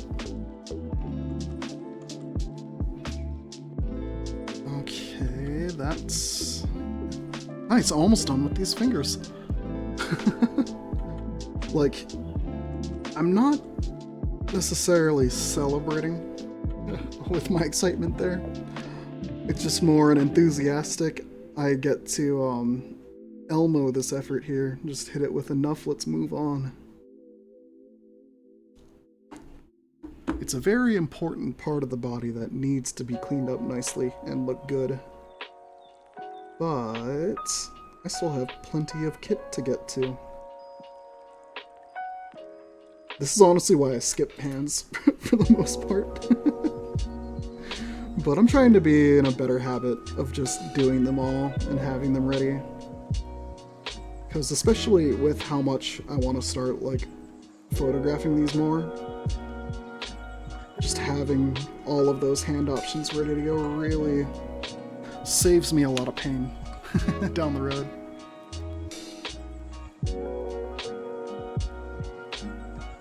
Oh, I just meant like for this fingertip here, like hopefully this will focus up. Come on. Okay, there we go. This one that's protruding the most. There was a nub attached to it there. I'm like, come on. That's evil. Actual evil.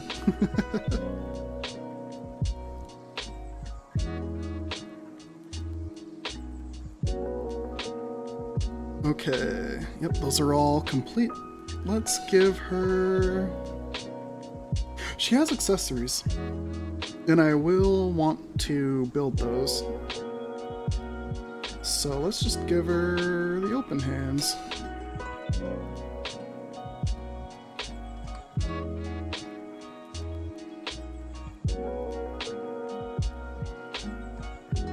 Oh, she's coming along so well. And just seeing that smile on Luluce's face too just definitely makes me crack one. This is great. I like this kit quite a bit. Let's see, what is next on the docket? Her poofy legs! Heck yeah! They kind of remind me of like Gyaru socks a little bit. I know that's not what they're totally going for, but like, I mean, even looking at it here, well, maybe these are like the Z Fighter baggy, like baggy pant legs. I feel crazy saying that, but now that I say it, I can't not see it. I love and hate that so much. But yeah, I do want to get started on, you know what? I do also want to take another small break, just like get up, stretch, all that fun stuff. So I think what I'll do, I'll prepare all of the step 3 runners here, and then I'm thinking I'll be good for another short break. Nothing too long, never too long. Let's see, that's, okay, 4 goes over here. And then E3, that's a spent runner. These are probably ankles. And then, oh, here's this top part too.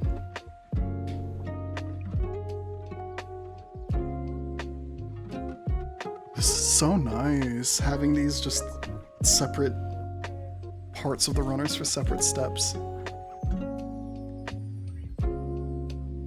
Whoa! Is this her? Okay, this is like her mid to lower thigh, okay. I was like, what is that?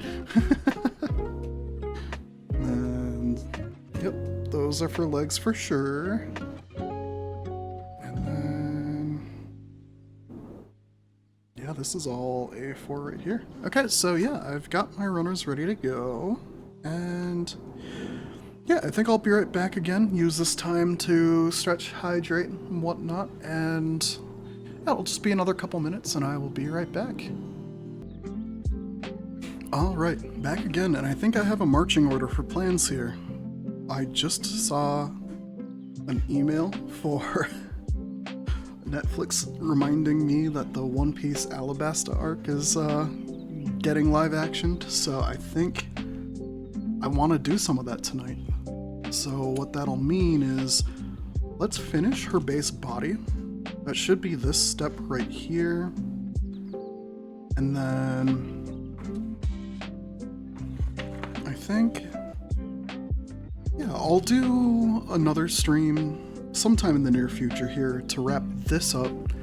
And then I have a couple other ones I want to wrap up too, like the Seira model that I did needs to get her hands and feet taken care of. Like I said, I love skipping them or only doing like one set. What else? I also have some part sets that I would like to make as well for this Luluce. Trying to think if there's any other outstanding projects that I could maybe make a stream of too. And oh yeah, the Magatsuki Grande. I only finished the base body, so that would be fun to do as well. Yeah, honestly, I think just like a wrap-up stream for a bunch of different kits that have some outstanding bits to it, I think would be a great next stream coming up, including that Gunbuster kit, so yeah, I think my immediate marching order is going to be finishing this kit, and then all the other stuff can honestly wait. I really want to get to that Gunbuster, so I'm thinking that's what's going to be my true next after this kit here, so yeah, I almost forgot. Oh, that is true. And honestly, I do have a painting stream I want to do coming up here. I've got a mascot design of sorts that I've kind of put together for just one of these 30-minute Sisters kits. I mean, that's what this head is here. It's a little hard to see until I bring it closer, but I actually have the inside primed already for a nice little like highlight color on the inside, things like that. So yeah, I also have the rest of her body like primed and ready to go too. So yeah, there's definitely some painting coming up in the near future, but probably not immediate, because I mean, I've been really, I don't know, I don't want to say I've been craving putting together plastic, but I mean, it kind of is to that point where like I just want to keep building. The painting is always fun. I mean, that Zaku, I almost wish I did it on stream, but it was like a complete learning experience from beginning to end. So I'm a little more prepared going into painting the 30-minute sister design that I have in mind. And then, yeah, there's also so many other like things I want to paint too. So, oh yeah, there's plenty of stream ideas ahead of me still. I'm very excited. But yeah, let's get back to finishing up the body here for Luluce. So it looks like it's starting at the bottom, very similarly to Rhaenyra, if I remember correctly. That was a really fun kit. Amongst my favorites, but not as favorited as the other ones I showed off earlier. But yeah, let's go ahead and do that. So that's going to be B, A, D, and E. And D I'm holding right here, so let's make the actual feet first. And I'll be doing this in tandem as well as the arm, as I did the arms, just because it, from an effort perspective, just feels like it makes the most sense. So 10 is the focused right foot, which means 11 will be the left. Get that freed up and set aside for now. And then we've got a 8.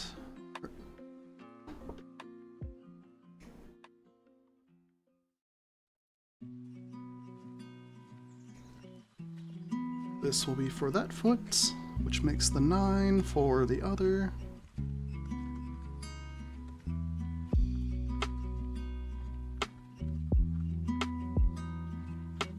And then E7. Oh, these cute little pieces here. One for each foot.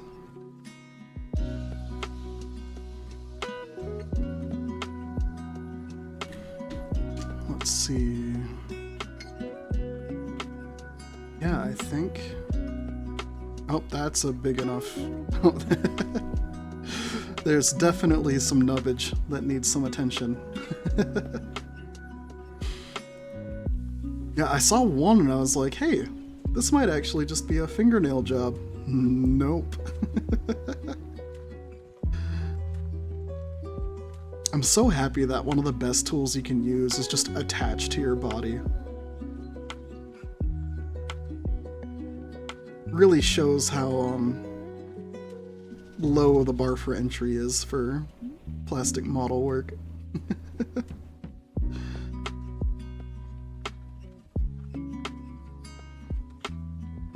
Oh.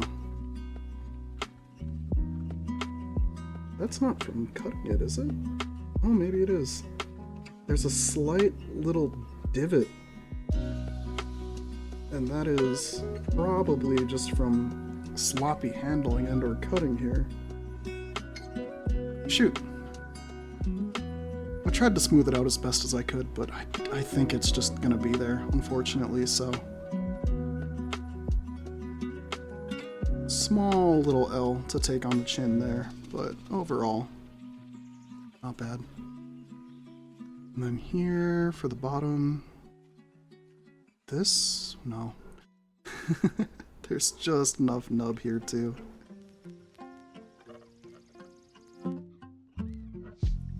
It evens out quick.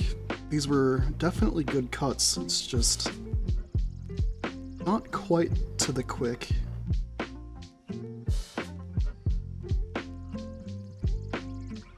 And then this little guy, I don't think I will care much about. So, oh, this is meant to be like a peg for mounting onto things. That's cool. But how is this meant to actually fit? It looks like this. Oh, it's like way down into the sole of the shoe here. Oh, that's awkward. It works though. I'm happy with that. This shoe is cool. Here, check this out. Like, it's like almost like a cross between a boot and a sneaker. Like, it's got really thick soles. This is cool. Like, an odd thing for me to be like captivated by, but here I am. And like, I like that a lot actually.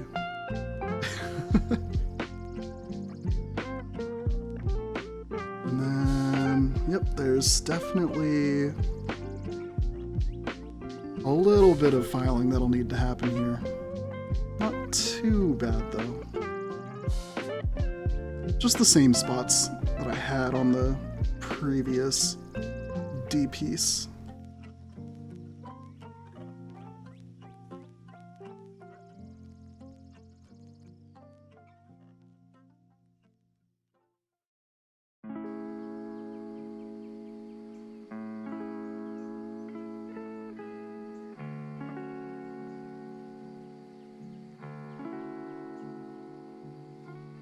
Okay, that's sufficiently cleaned up.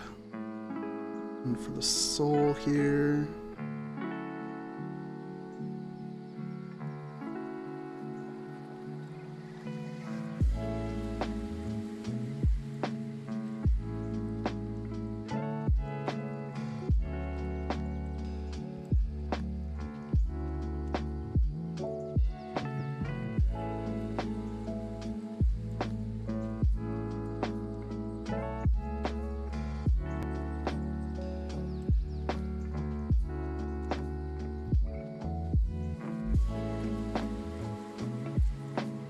Okay, yeah, this is all coming together nicely.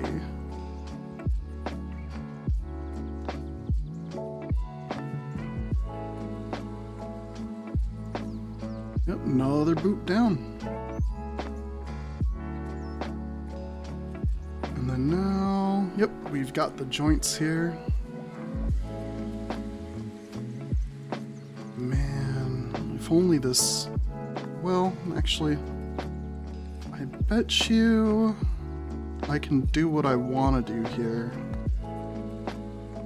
I just need to be a little more creative about the solution. So I'm gonna cut those free, and then let's cut these ends. And then where's my muscle? Here we go. Let's just cut this part away.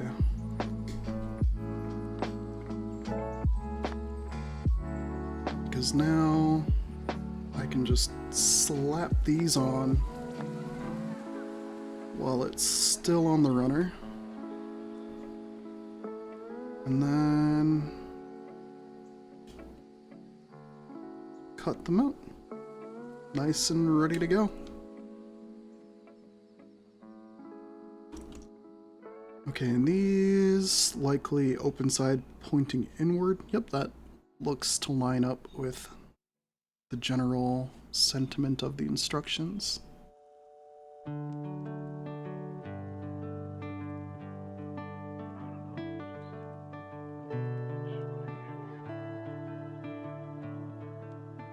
And then big ol' sake time. So these A10 loops are towards the bottom.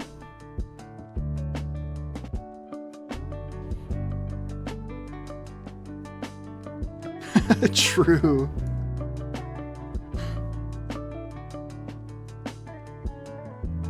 I could also maybe get like a 1/12 scale John Cena jersey. I think that might be a good option too. I'd be worried I'd lose the kit though. And then D1416, which means 1715 for the left. Wouldn't that be something though? Just be like, you don't see any imperfections. You don't even see a figure.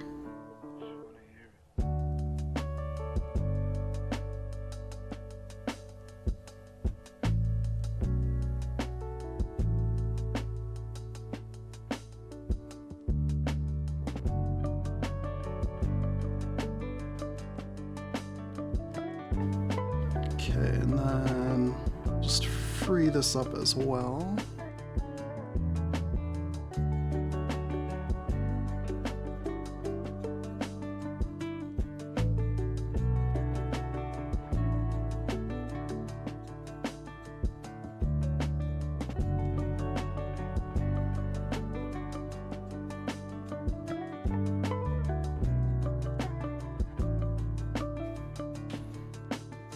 Okay. Got the separate pieces.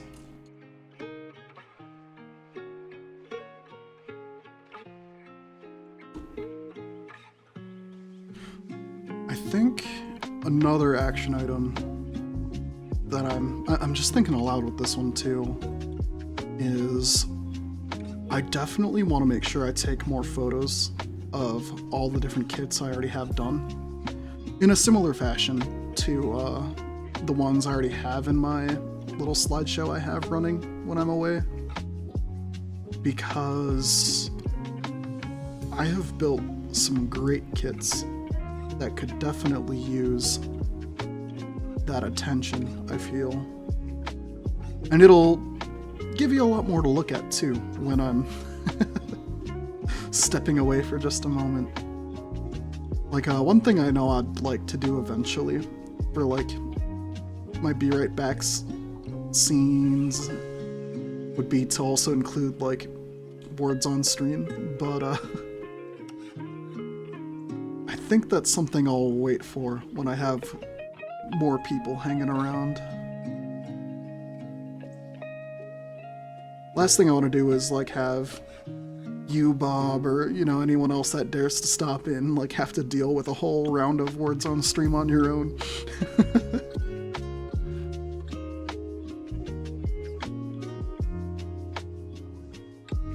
Oh, that would be so sick. Bob, you should do that. I love that idea.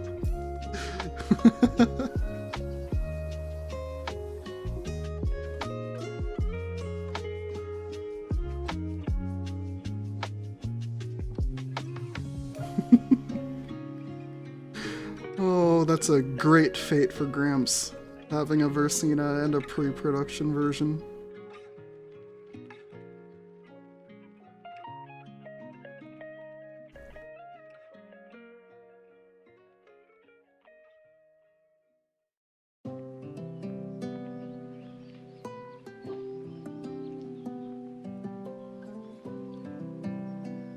Okay, I think...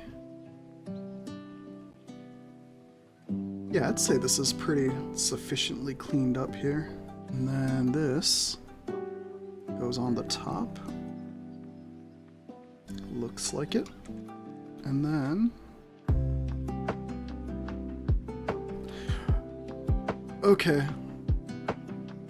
Okay, I actually really do like how this looks. It's... like... it definitely pulls inspiration from the Rhaenyra bottoms to her legs, but I don't know, there's something about this that just feels almost like more stylish in a way. Like the way it'll marry to her like bare legs will probably be what makes it look a little weird again, but like standalone, this is pretty cool. Yo, that's a sick DIY Zoid.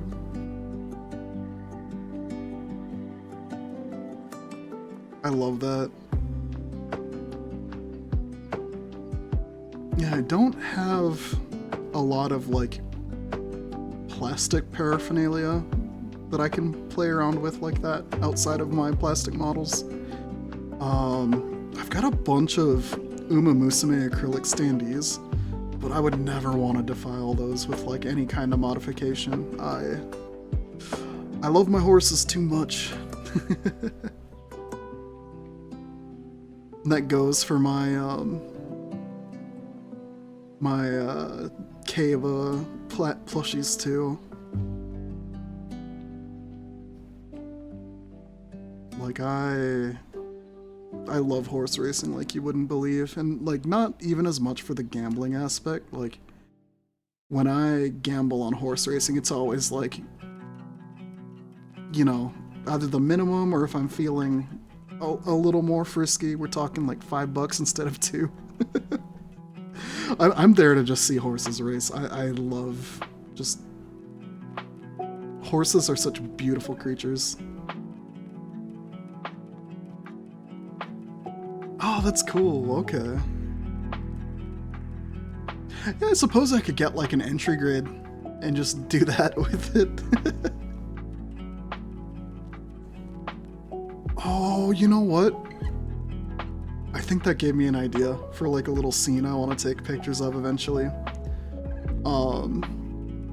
I've got enough 30-minute sisters built to where like I could do a little like production line almost with all of them. Each one just like adding on pieces to Gramps until he's all together, ready to go. I'd have to see if I could find an entry grade locally, because I don't think it's a cute idea, I want to do it, but it's not like something I'm gonna chase down. But one of my locals has to have some entry grade kits chilling. And, you know, just getting out, it'd give me a good excuse to keep an eye out for other things at my local as well. Because, in all honesty, I've done a lot of online shopping for a lot of my kits. Partly because my local doesn't have the stock I'm looking for. As well as a handful of other reasons, too. Like, the world's weird. I'll just leave it at that for now. But, yeah, like, I love supporting my local hobby shop when I can, because they're one of the few in the area that actually makes it a point to stock kits like these. And sometimes it's a little expensive, but it's a worthwhile expense in my eyes, because supporting brick and mortar and local, I think, is how you are able to just continue receiving support in your local community. Let's see, nope, I didn't swap the feet. Good. Just some little adjustments. Oh, that's cute. I like that idea. And that'd be a great way to get something, like, for the scale that you're looking to have it in, too. Because otherwise, like, you're looking at kinda getting a little more custom with it, and that's, I mean, 3D printable, for sure, but if you don't have a 3D printer or, like, a library nearby that, has 3D printers you can use, and or you don't have experience with like the modeling like softwares to print something like that, like that's a great option. Truly, I love that idea. Like that's one thing I think a lot of people don't necessarily take into consideration when it comes to 3D printing, is like, yeah, it does make, you know, getting custom little accessories and stuff, and, you know, just being able to print whatever plastic you want that much easier. But it's not an easy thing to just do. Like, you need to have some know-how that isn't produced by anything short of just doing it, or having that knowledge for one reason or another. Like, I've got a basic 3D printer I haven't used in a long time. A part of it is because I don't have great ventilation for it. And another is that I'm not sure if it needs any maintenance or not, since I haven't used it in so long. Those are letters put together. I'm sorry about that. I guess plastic types? Or maybe files related to 3D printing? Oh, okay, yeah. Filament is what I've got. It's like a Bamboo A1 Mini. It's nothing too fancy, but it does plenty for sure, too, in its own right. I definitely don't want to do much with resin, just because you live or die by the ventilation on that for sure. The filament you can kind of get by on with less, but it can be unpleasant.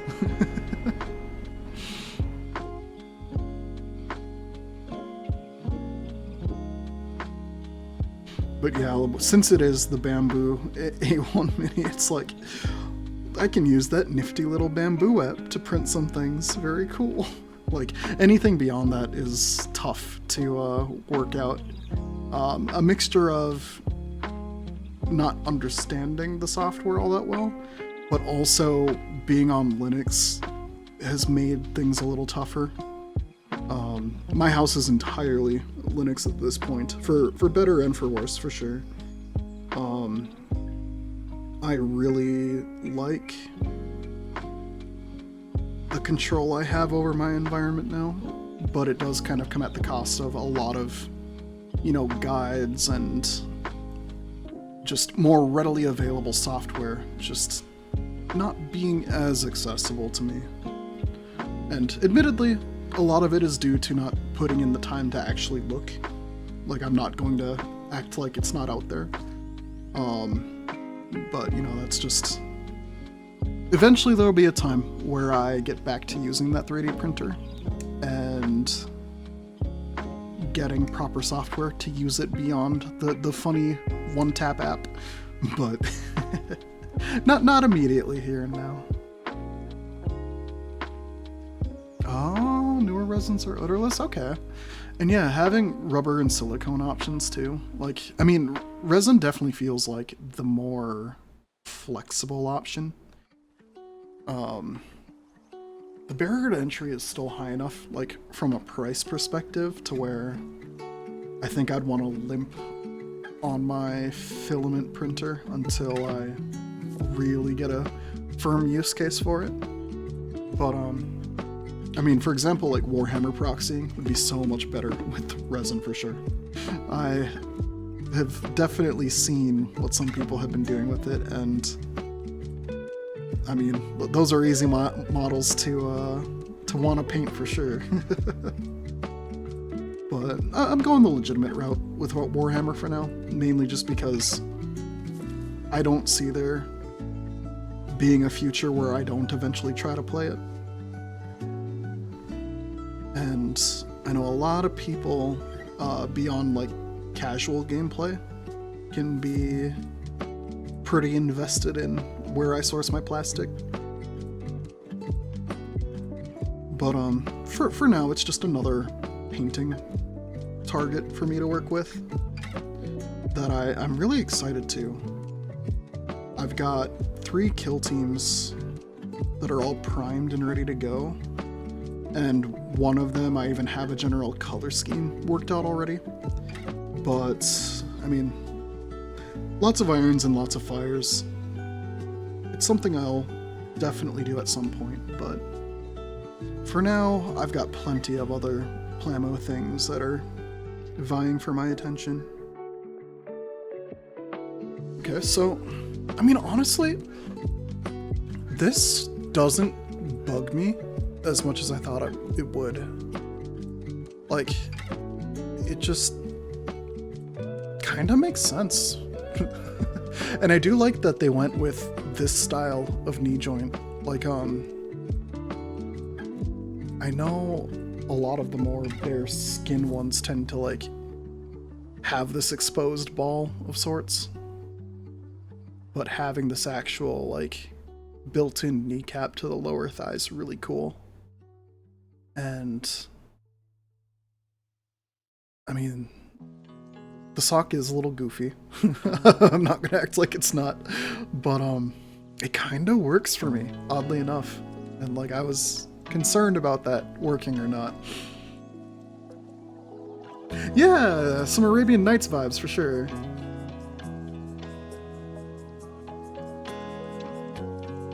Yeah, there is a very interesting culture around Warhammer for sure, and that's something I'm definitely privy to and wary of as well. But I don't know, the little bits I've learned about the lore and just about just the environment around it hasn't completely scared me off. Like, well, one of the reasons why I'm not a huge fan of Gundam is because I don't really like war settings, period. And that definitely comes off a little silly, I'm certain. Since I am also talking in the context of Warhammer. But, it seems like you can kind of choose how you are inspired by the act of war, I guess. I'm pretty much right there with you. Like, I grew up on Wing and G Gundam, and like, I even gave G-Quux a try recently. But, yeah, it doesn't hit for me.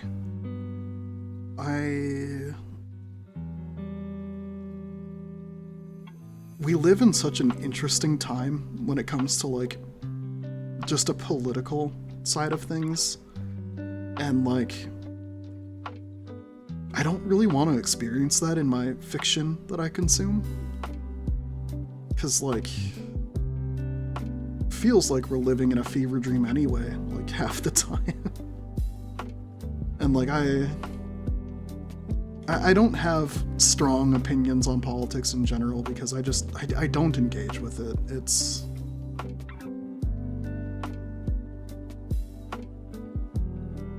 just not something I have any kind of trust in, I guess, ultimately.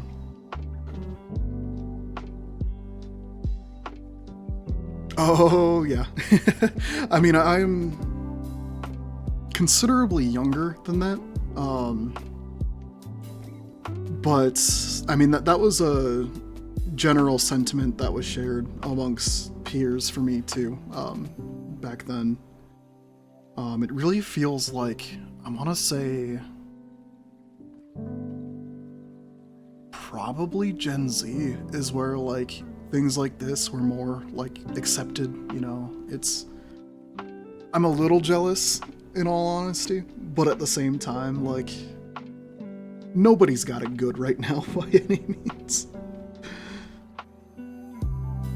But yeah, it is neat that, you know, niche interests like these actually have more of a place in the world beyond the like small corners they find under normal circumstances otherwise. I should probably finish that thought.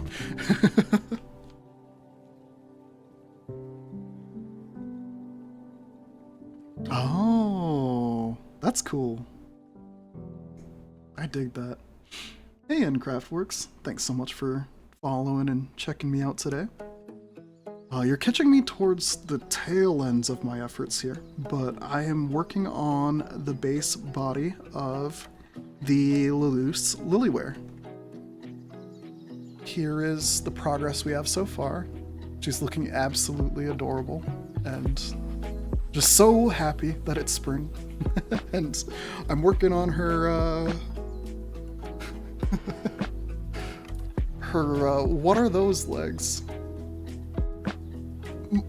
Truly, the jury's out for me right now on how this is all going to look put together, but like, it's subverting my expectations of being like kind of neat. Oh, I appreciate it. And I definitely don't have like any tangible schedule.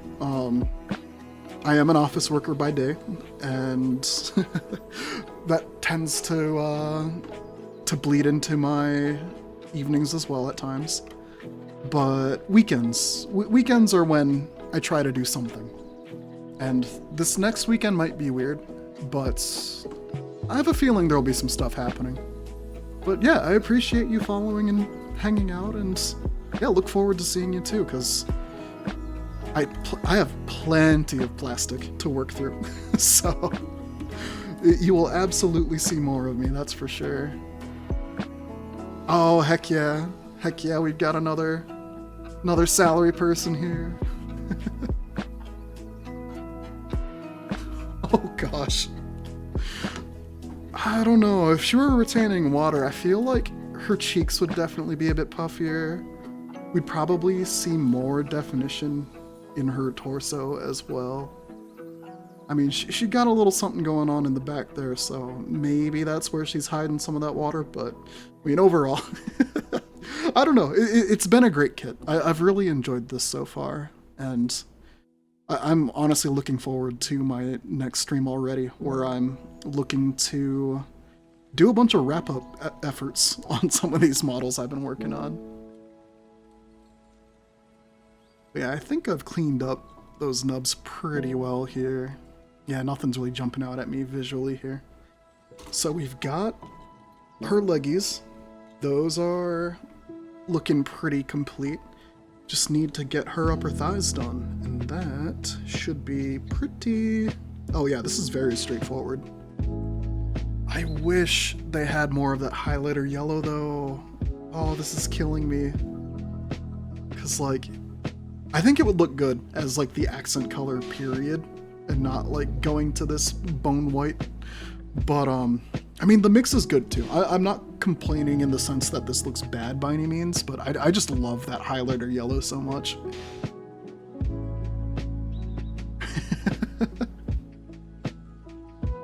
You did get there, Bob. It's we've got some strong headcanon lore working here. And that's honestly why I also got another kit that I'm really excited to slap on her. Cause I don't know, I definitely look at it as more like an activewear outfit, the Lily-wear, and like the climb unit really gets it there. And I mean, the more color C parts that I can have too, the better. Like I love my tan characters quite a bit. Yeah, jazzercise. Well, yeah, these are definitely jazzercise. I need to get her like big poofy perm hair or something too to really bring that home.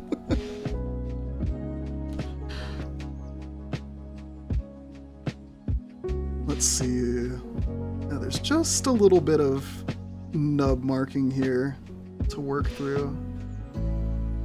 Oh, there are plenty of hair option sets, that is true.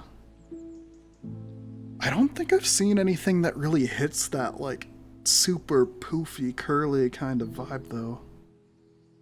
Maybe... Oh, wait.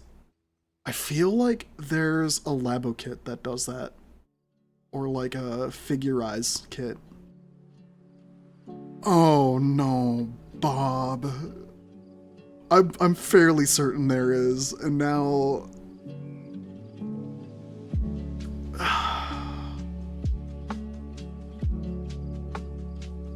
Yep, the Choo Choo kit. I think that's the exact one I'm thinking of. Here, once I'm done assembling the legs here, I'll show you what happened the last time an idea crept into my brain, and I just couldn't do anything until I worked it out in my system. But before I break to do that, we have, luckily, a project in front of my eyes that I really should finish. Nah, it's cool, and like I did talk about it before, so I'll preface it with it being the mechified Tokai Teo. So yeah, once I'm done putting this together, I'll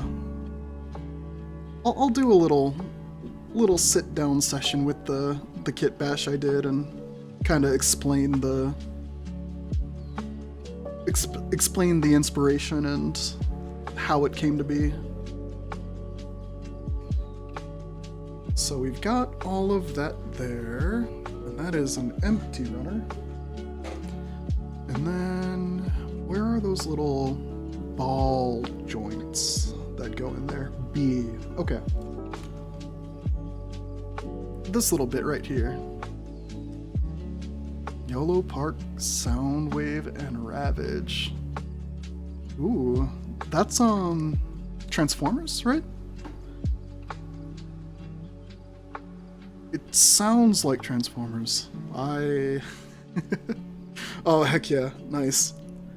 Yeah, genuinely, the last time Transformers existed in my headspace was the movies with Shia LaBeouf and what's her name? Oh gosh, I shouldn't be forgetting. But yeah, I mean that's ultimately the last time my head was there.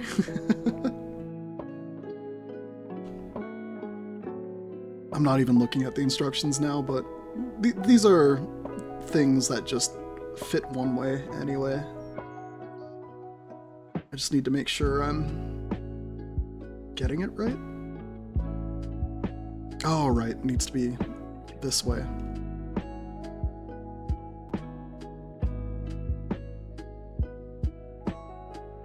I think...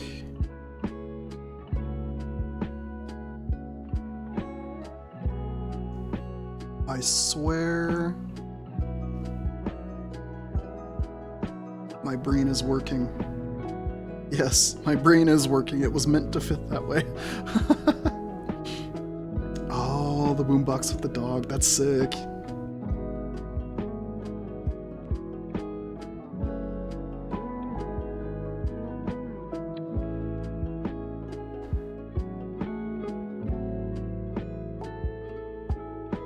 Okay. Wow, those were really clean cuts. Like, especially on these smoother parts of the body that I really want to look nice.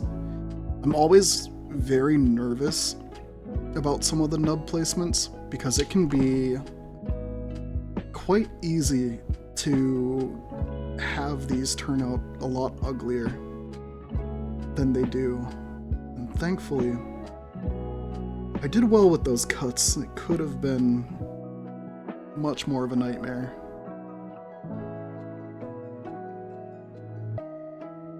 Let's see. Yeah, that looks good. So we'll just go ahead and...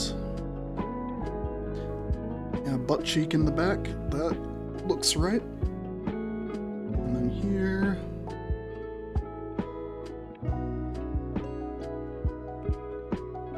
flat side on this side. This slides up in here. Just a little snip, snip. Oh. Inhibited by the plastic. One more snip. And then, oh yeah, that one definitely needs a little bit of filing. I was a little careless with this cut. But that should file out just fine. I'd rather have a lot left over to file down than too much taken out, that's for sure.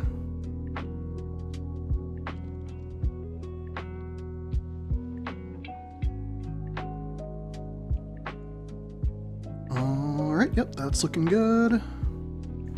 Oh wow, I can hardly tell where I cut on the butt cheek side of this. Oh, that's awesome, okay. And this goes in here. And then these.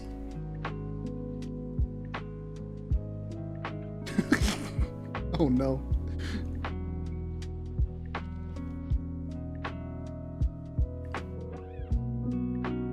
Okay, we're getting there. Slowly but surely. Excuse you, waist piece. I found why I was concerned about the waist. It wasn't necessarily because it wouldn't have a place to anchor. It's just that that waist peg being free floating makes it a little harder to get these legs on. Goodness. But I think I'm like double, triple, quadruple checking the fit there just to be certain, because that was a struggle. But yeah, she's complete. Yeah, links are allowed, I believe. I set up the Streamlabs bot quite a bit ago, so I'm not certain. And yeah, I mean, looking at her, the socks do look a little goofy. Like, if these would have been like straight through like sweats, that would have looked really great. But like, it just looks like she had just like these accessories to close off her, like, her sweats, or her leggings. No, she married the look of sweats and leggings, but like wanted to make sure her legs could breathe. It's kind of the vibe I'm getting right now with this. It's still a little odd, but I don't know. I do dig it for what it is. Oh, yo, that's cool. I dig it. I dig it, Bob. That's some great work right there. But, yeah. I do love this Luluce. Like, not, like, focusing on the, like, the leg conundrum and how I feel about it. Everything else is just perfect. Like, I love this design, this character, oh so much. So I think with that, I think I'm gonna be good for now. I'll definitely get back to this and finish it soon. To be determined when, but soon, definitely. Let's see here. I want to see if I can find someone to raid. I know it's mainly just you and me, Bob, but I think it'd be fun to, you know, see who else is in the category and potentially introduce myself to someone new. Let's see here. Need to pull up the category quick.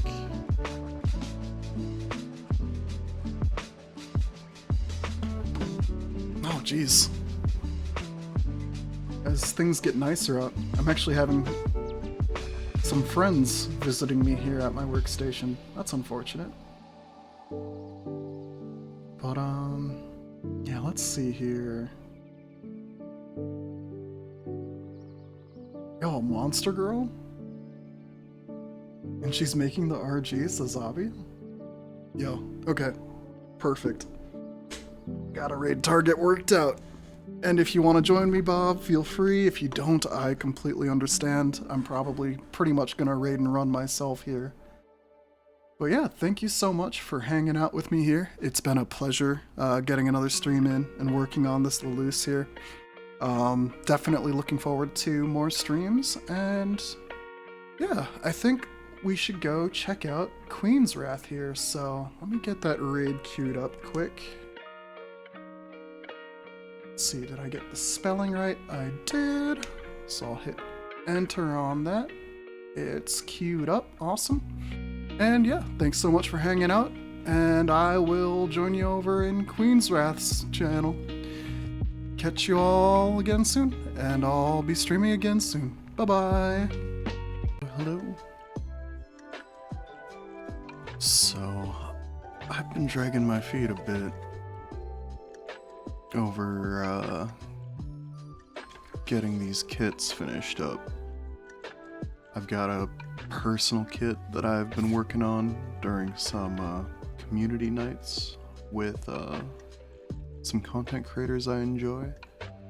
And on top of that too, last weekend I had a great little get together with some friends where we were actually building some kits and just having some fun talking about the hobby and getting caught up with each other. So yeah, I am definitely excited to get back into the swing of things here. Starting the Shingen might have been a bit of a misstep on my part, but at the same time, I mean, I knew going in that ultimately it was a self-indulgent choice to just get it started and see what comes of it. So first things first here, let's get the instructions situated. And I'll probably just be folding it up as I go, since we're working on just the armed mode for the Luluce Lilyware. So I'm honestly planning on just mostly taking my time here, not in a rush to any outcome here. Just excited to relax and work on this kid and, you know, just see what comes of it for all. So it should be mainly just these 4 pieces. It looks like I have bits and pieces of 3 runners still, but well, if I have to fish them out, I have no problem with that. Let's see here. This should be mostly everything.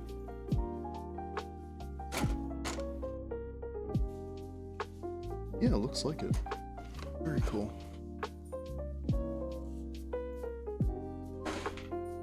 So I'll set the box of tricks aside here, and let's get a move on here. So it looks like the headband's first here, so that's gonna be this piece right here.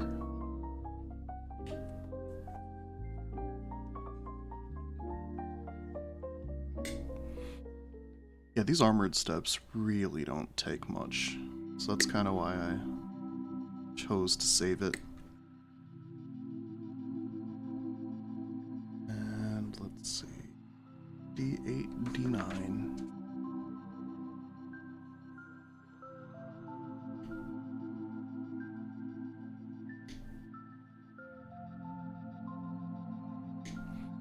And the more I've been doing the 2-cut method, the more I've really started to appreciate it for what it is, so I'm actually going to be doing that for the majority of my cuts here today and just kind of seeing how that goes, because while it does take a bit more time from a cutting perspective, it does save a lot on the finishing aspect of it. So let me get my trusty nub bug here, since there's going to be plenty of those flying around today.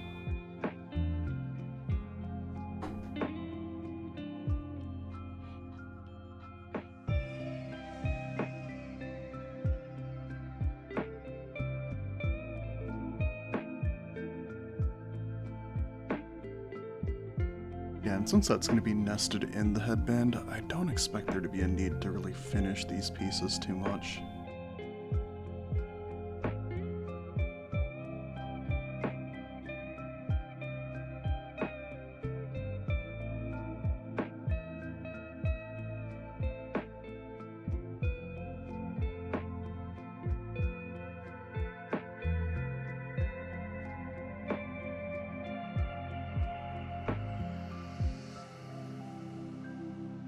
Yeah, those are all pretty harmless as far as the exposure goes. And then it'll be these outer ear pieces. And then these inner pieces. Thinking there might be a small need for some refinement here.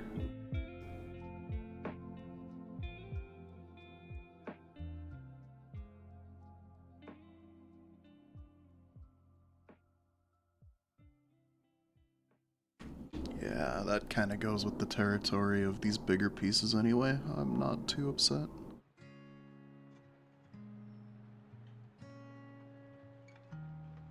Now, the nice thing about finishing up the Luluce today too will be that I can finally cut the build VOD for it. I try to catalog everything I've worked on. With the way things have been shifting around in my actual stream setup, the Sarah might be lost to time.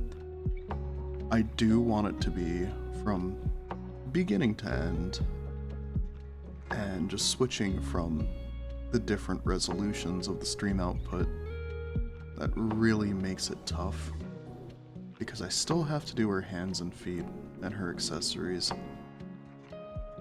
but I don't see that happening on stream at this point.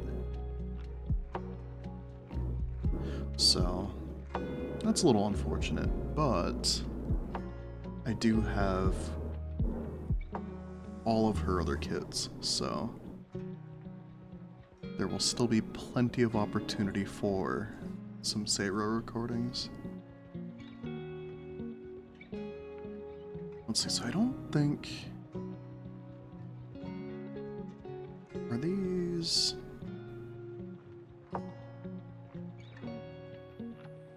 You know, I've got a bad feeling about that. At a glance, they do almost look side agnostic, but then once you start pushing the incorrect one in place, you're like, oh, hold on. That's sliding in a little differently than I expected. There we go.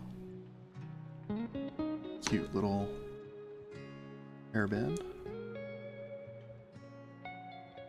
Let's go ahead and get that attached here.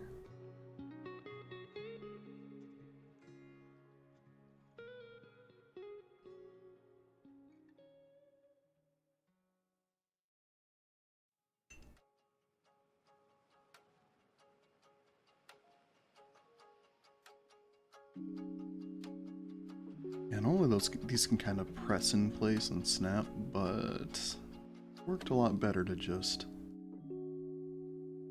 get it settled in appropriately. Oh.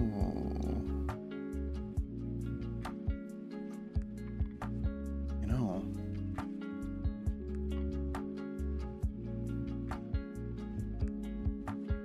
Yeah, I think that little lip piece is actually meant to go over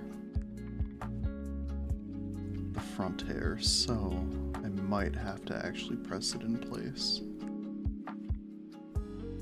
There we go.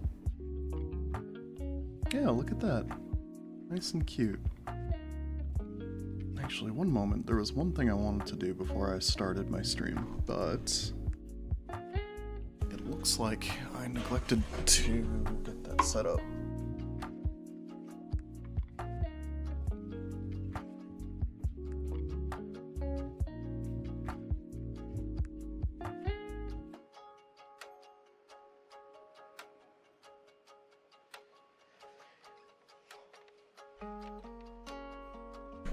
I noticed that my focus has been kind of going all over the place, and that's certainly not helping.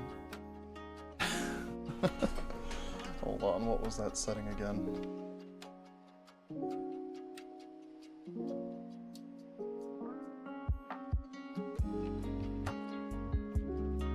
Let's see, is this it? Nope.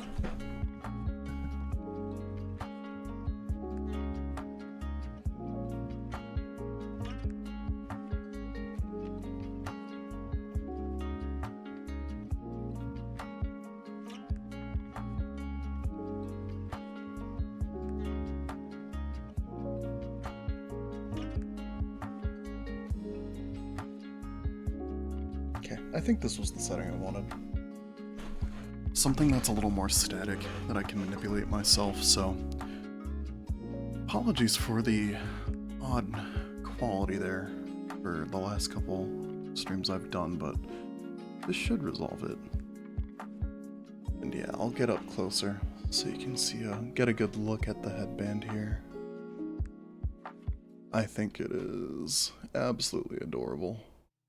The Lilyware is a great kit.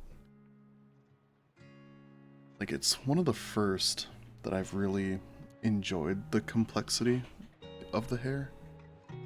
And like, it's very detailed as well.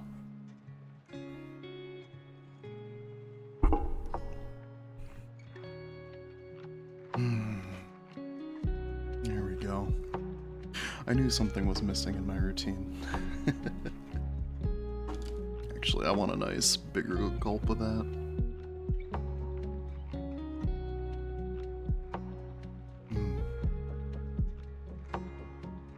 Ah, there we go. The warmth of a tea just seeping through your body. It's a one-of-a-kind experience, truly.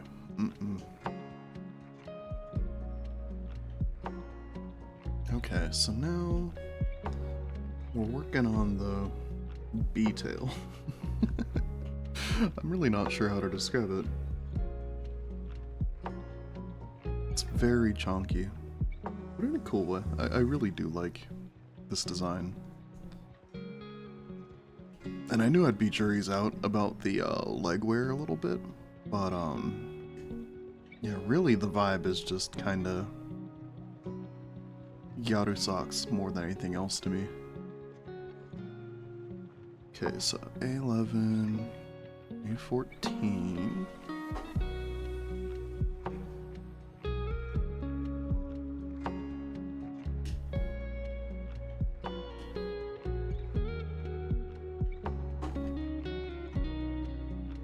It's a little too tight. There we go. And then 12, 22, 17.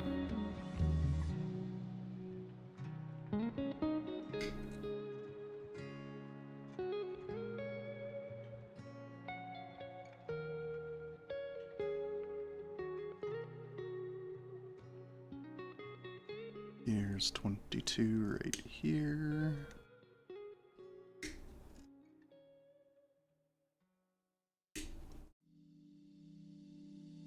Let's bust that up just a little bit.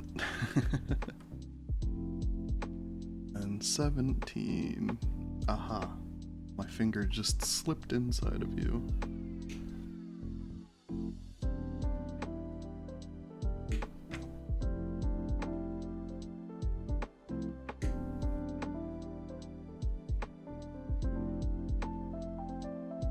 Okay, then 15 and 16 to wrap it up.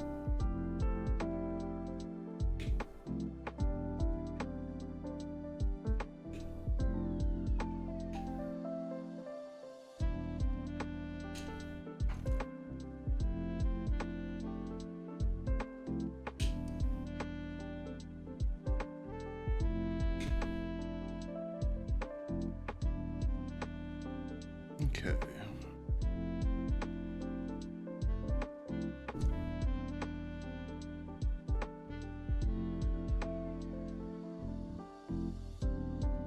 So we'll start with everything in order here.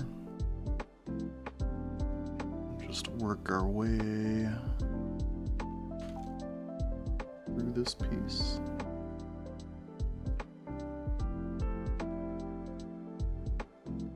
Yeah, and I can just keep my nub mug over there.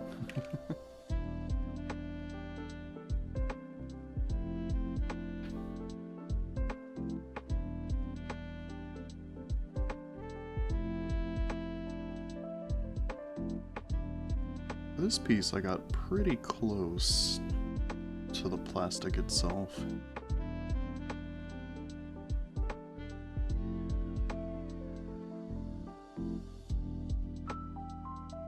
So there won't be a lot of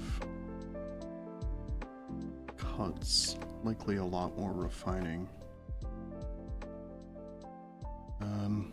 Yeah, I think I'll just keep cleaning up the nubs on all of these pieces. This assembly is pretty straightforward.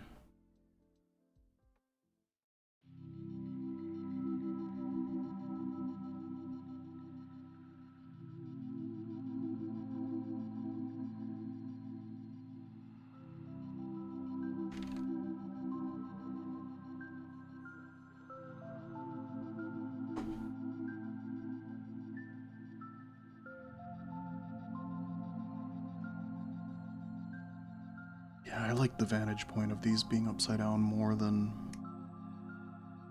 facing upward. Much cleaner look. where the pieces join.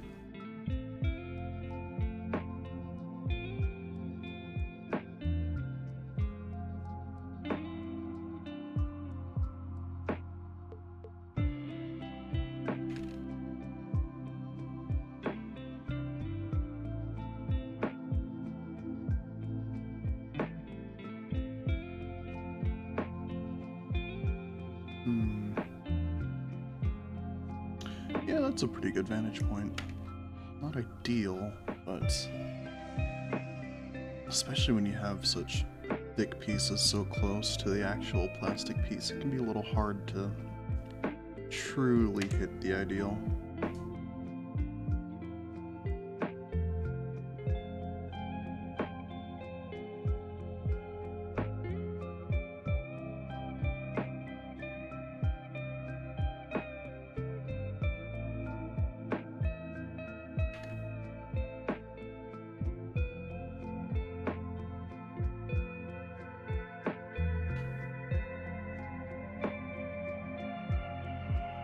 Okay, what am I working with here?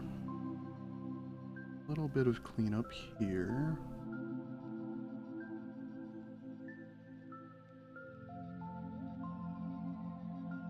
And yeah, just a slight touch on these edges would probably help them quite a bit.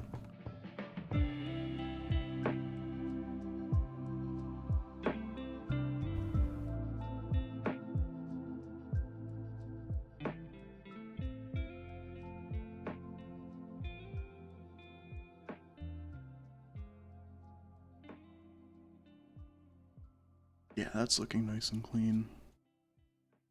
And then here, yeah, just some light nub markings along the cylindrical side here, it looks like. I don't want to focus on them too much, because that's an easy way to over-process the edge there.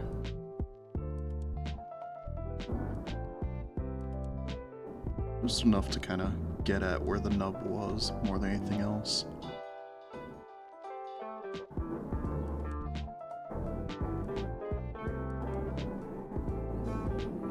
Yeah, that looks totally fine to me here. So then now assembly looks like the cylindrical piece doesn't matter all that much, and it just slots right in. Perfect. Okay, so next, what to do with the little stinger part? And like, I know this isn't really a bee per se, but it just reminds me of a bee.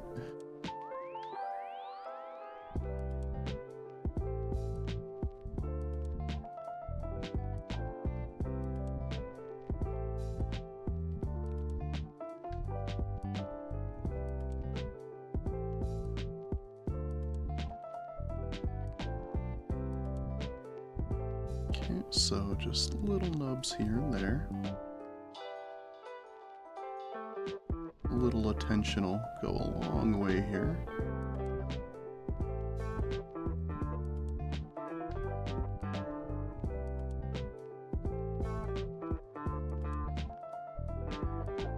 Oh, those nub spots are already just coming out so nice.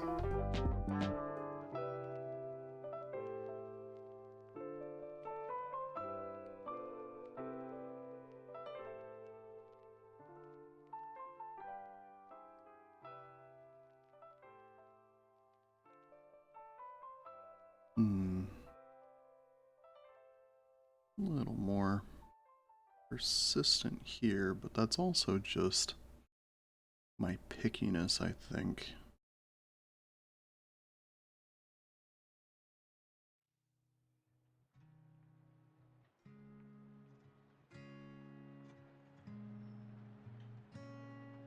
Yep, that's exactly it. You know, one thing I think a lot of plastic modelers either do or don't realize when they're streaming is that I mean, I guess this goes for in general too, beyond just doing this in front of a camera. But 90% of the surfaces you're honing just right are just not going to be experienced, or not even be noticed by the same percentage of about 90% of people looking at the model itself. But you know, that's really the beauty of this hobby too, though, is that at the end of the day, this is all for yourself.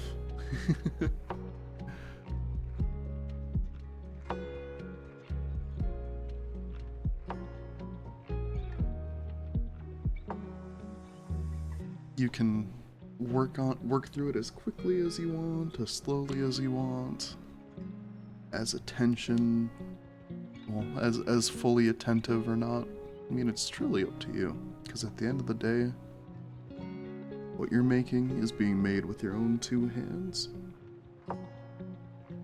and no one has any pull over how you choose to enjoy it. Okay, so that's, I guess it's like reverse B, like a microphone. Now I'm just getting the cursed image of people using Luluce as a mouthpiece in whatever way they can to use this bit of armor as like a megaphone.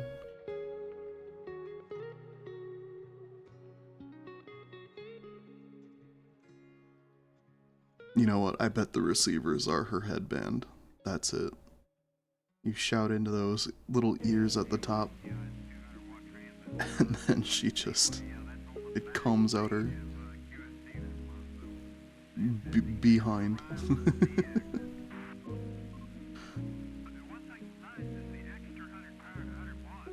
I'm guessing this is more like a Tanuki-inspired design, though.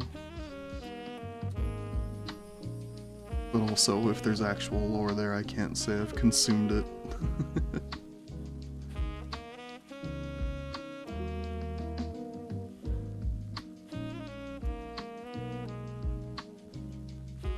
Okay.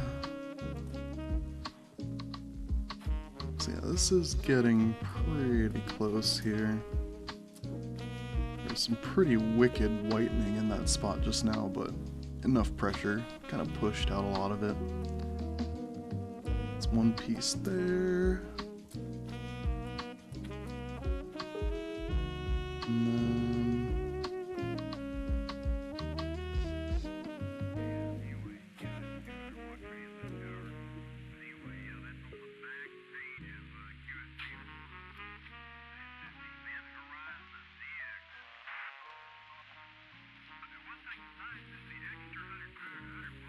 see, I think there's just a little molding seam there. I was wondering why I noticed something on the other one. Okay, so easy enough. Just drop that on there. Drop this on here. Oh, you know what? This reminds me more of like the Tokai Teo tailpiece. I wouldn't be surprised if like it's actually very similar in design. I'd have to look at the two side by side. Okay, so this gets slotted in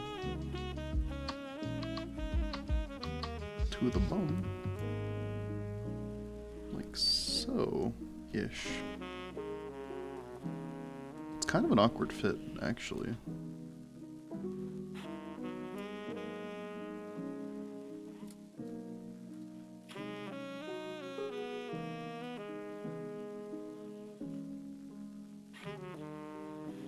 I'll just, I don't want to force it too hard.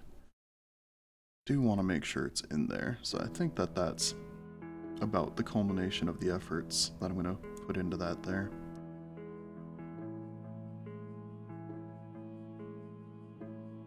Just kind of reposing a little bit now.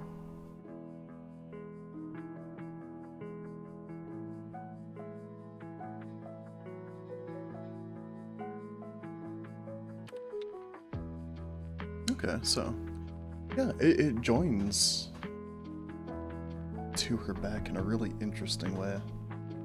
Like it's kind of a straight shot, and the backs are never truly just like straight. So I'm definitely curious if I have it on well enough. But I mean, overall, it's staying.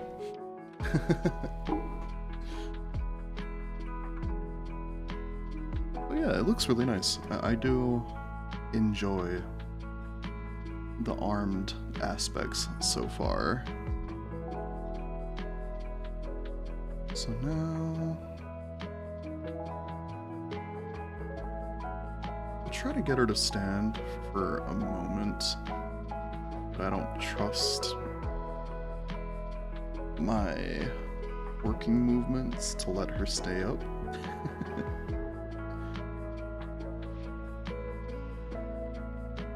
Let's spread them a bit, make sure they're anchored. And I mean, she's kind of got the Danganronpa concept art pose going. She's standing on her own 2 feet.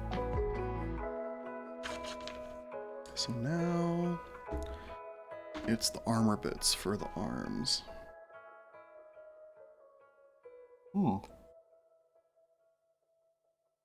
It's actually more like a skirt. I'm guessing though that it can attach to the arms, yeah. With the special wristbands.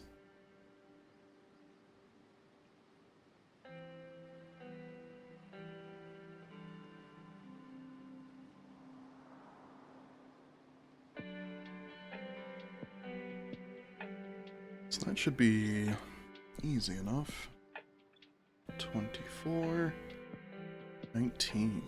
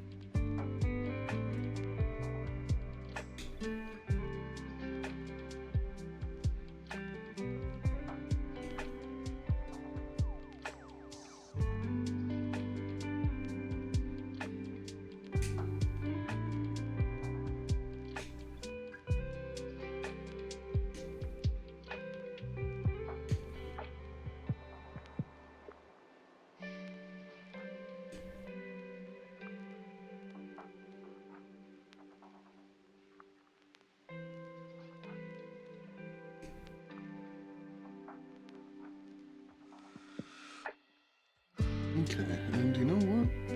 Let's just go ahead and cut out the pieces for the staff too.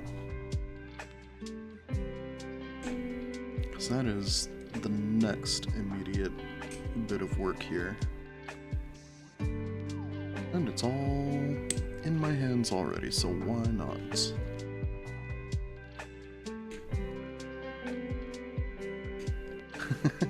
Oops. I mainly did that to make that easier to cut, and, well, a whole lot of runner came with that.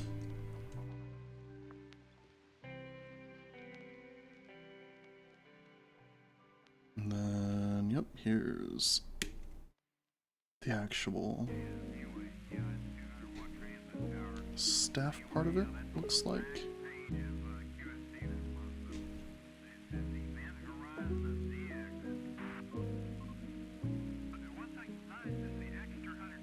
Aha. The last bit. The plumber bit.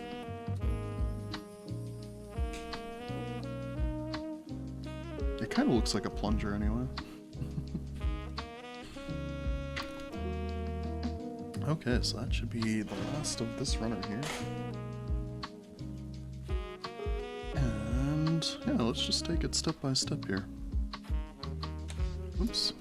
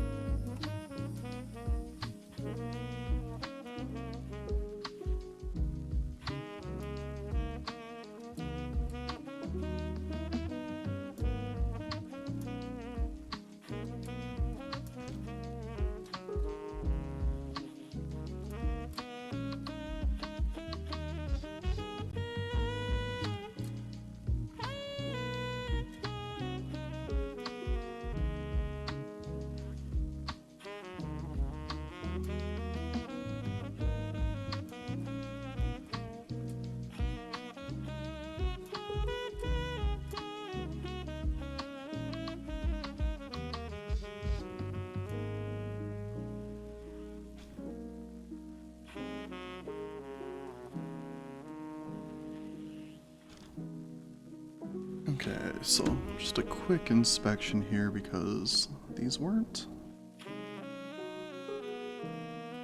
the cleanest angles to work with. So yeah, there'll be just a little bit of filing here. But that is totally fine.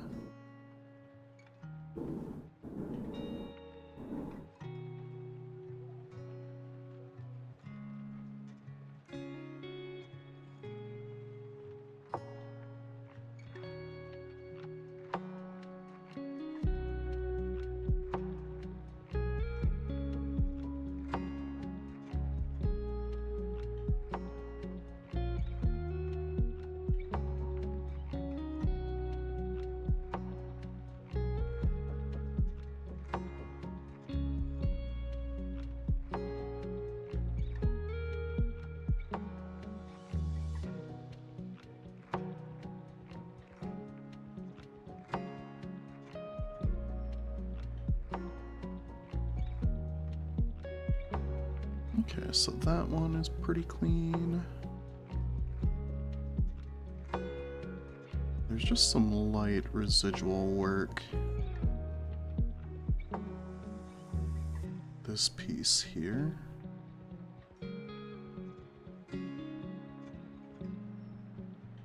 I'm trying my best to not hone away the edge, while still getting that last bit of nub. And yeah, there's right here.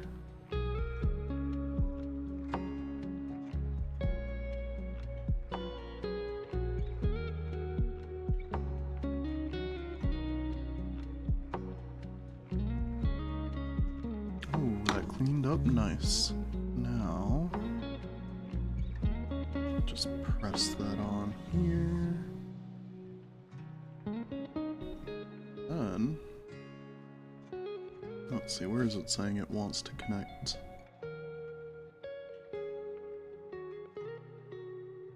The top one? Yeah, it looks like it hangs pretty low on our hips, so just gotta press that on there.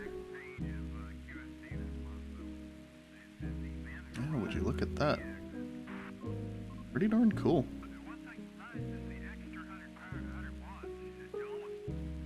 Let's see, can she still stand? Oh, she can.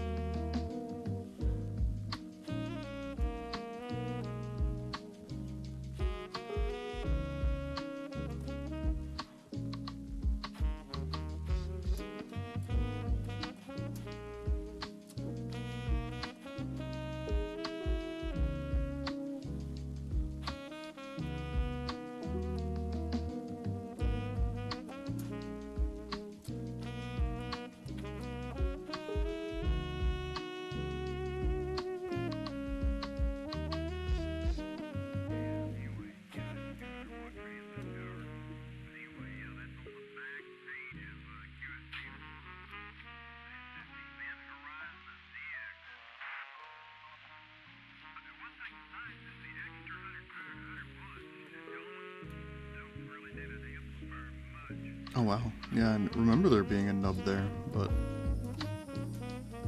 that was a perfectly clean cut. No visual or physical examination actually revealed a need to me.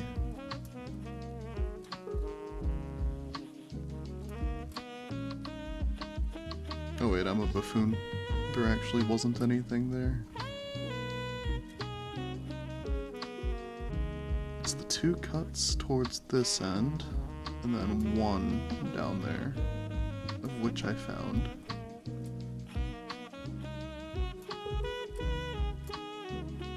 Yeah, nippers can never get 100% perfect. And if they can, then clearly I have a long way to go.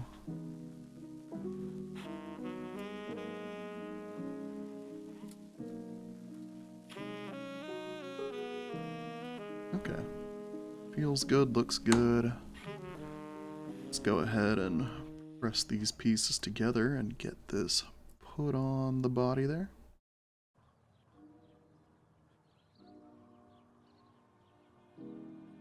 Oh, that's cool.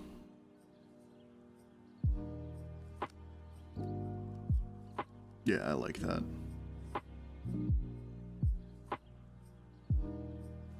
And you know, it's funny. I have two kits as well that I haven't said much about that are very similar in look and feel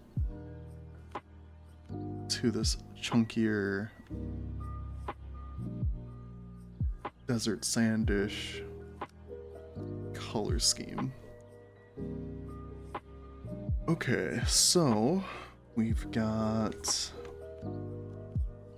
those taken care of. And we also have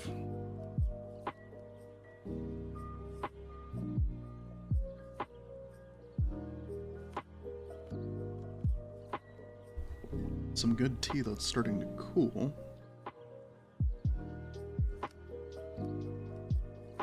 So yeah, I think we're onto the stuff here.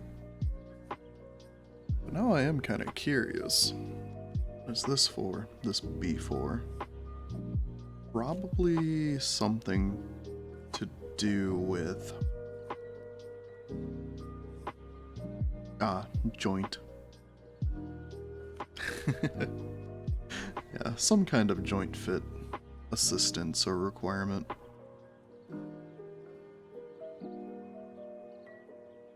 But yeah, let's clean up these pieces and wrap up Luluce here.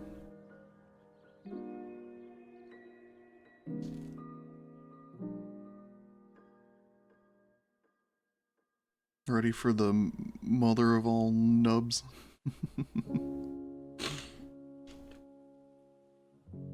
Beautiful.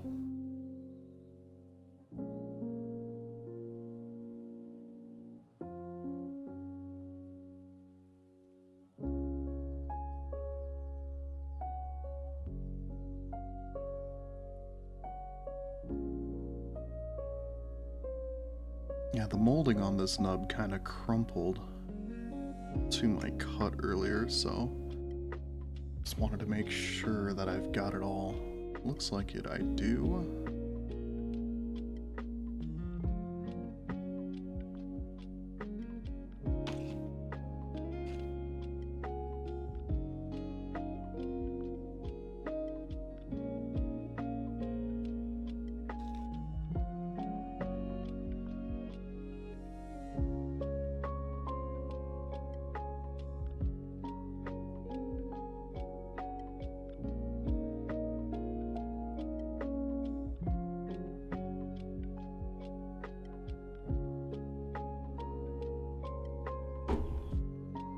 There we go. Yeah, we're on the home stretch here.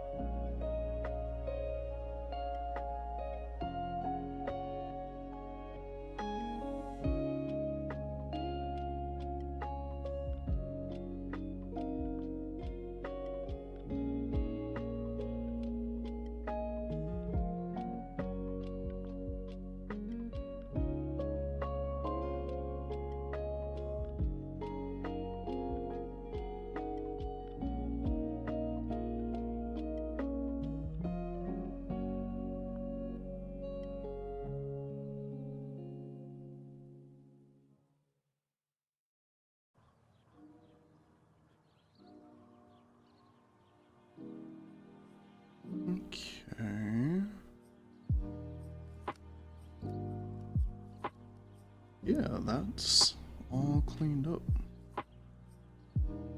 And the rest of these should be fairly minimal. A lot of these along the rim cuts tend to get pretty clean just by removal.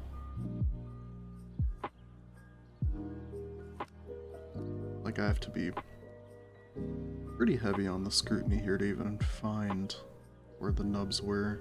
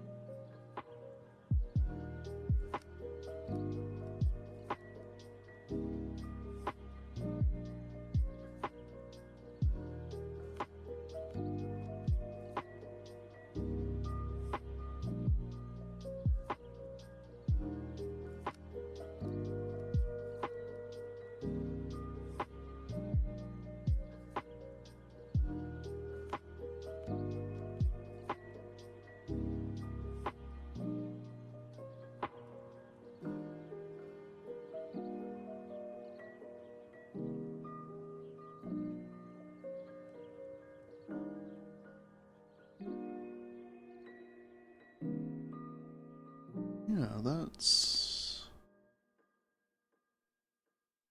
already about where I need it. And then here, yeah, there's gonna be some very gentle refinements around this ring here. Those cuts were very close and the material was very thin. And I mainly just gotta bully that bottom part into evening out. And that shouldn't take much.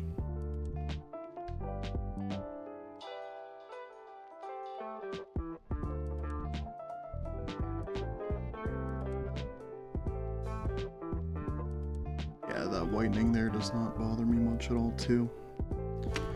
So, let's do a little pressing together. And then I like the idea of Luluce being a lefty, just to give her more L's to her to her experience. Oh, that's a nub. Actually missed that.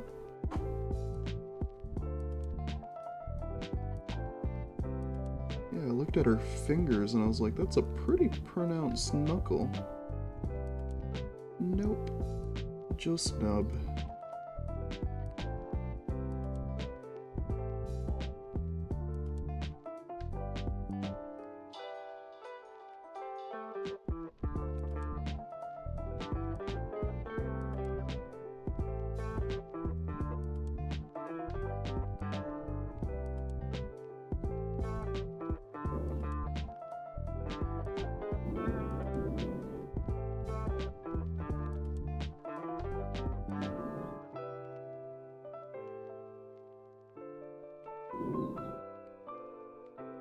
This is actually one of those nubs that a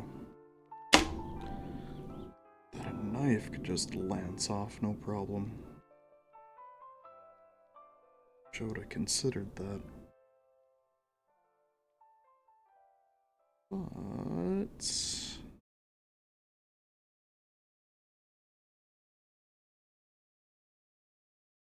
that's about as good as I'll get it for now. I can always do further cleanup, but it's gone. Okay, so now the small hole gets filled by this small stick. And then, yeah, she could hold it like that, hold it like that, and use it as a mace. Could go either way. But yeah, this is her armed mode right here, so let me...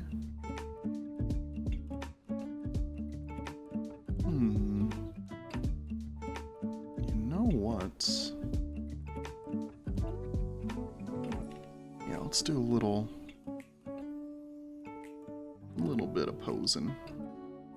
So what I'm thinking is, she could get her other hand on this just fine.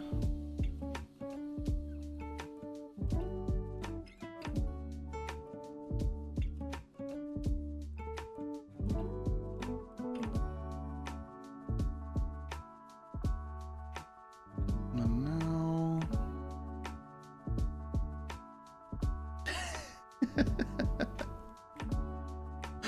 I don't think I need to do much else for posing here. Can't wait to... Okay, that's perfect. And then... Yeah, I'll bring it up to the camera. I'm already seeing like a good portrait of this. So... Imagine that joyful face just strolling up on you holding this like that. I love that. Okay, so Luluce is done. That's awesome. I didn't expect her to take long, but it's nice to have that just reaffirmed in practice instead of just theory.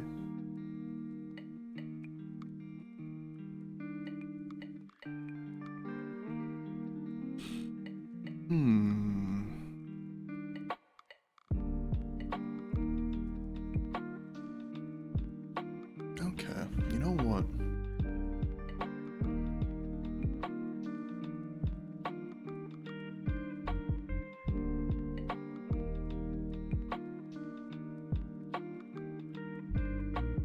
Figured I'd kill my tea because it's getting to the point where it's just lukewarm.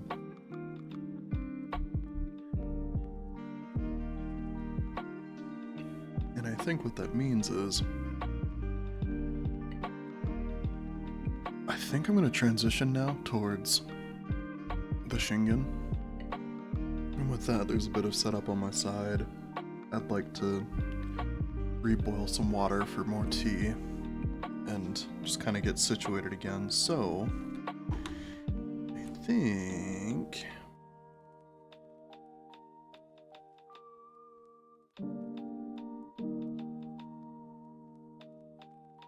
I think I'll just get things situated so I can keep going here. Definitely happy with how Luluce turned out. She's quite adorable, especially with that murderous smile on her face. And yeah, the Shingen here. I love this design, and I think it'd be great to see it to completion, hopefully, so... Yeah, let's just switch to be right back, and I'll be back to build more of the Shingen.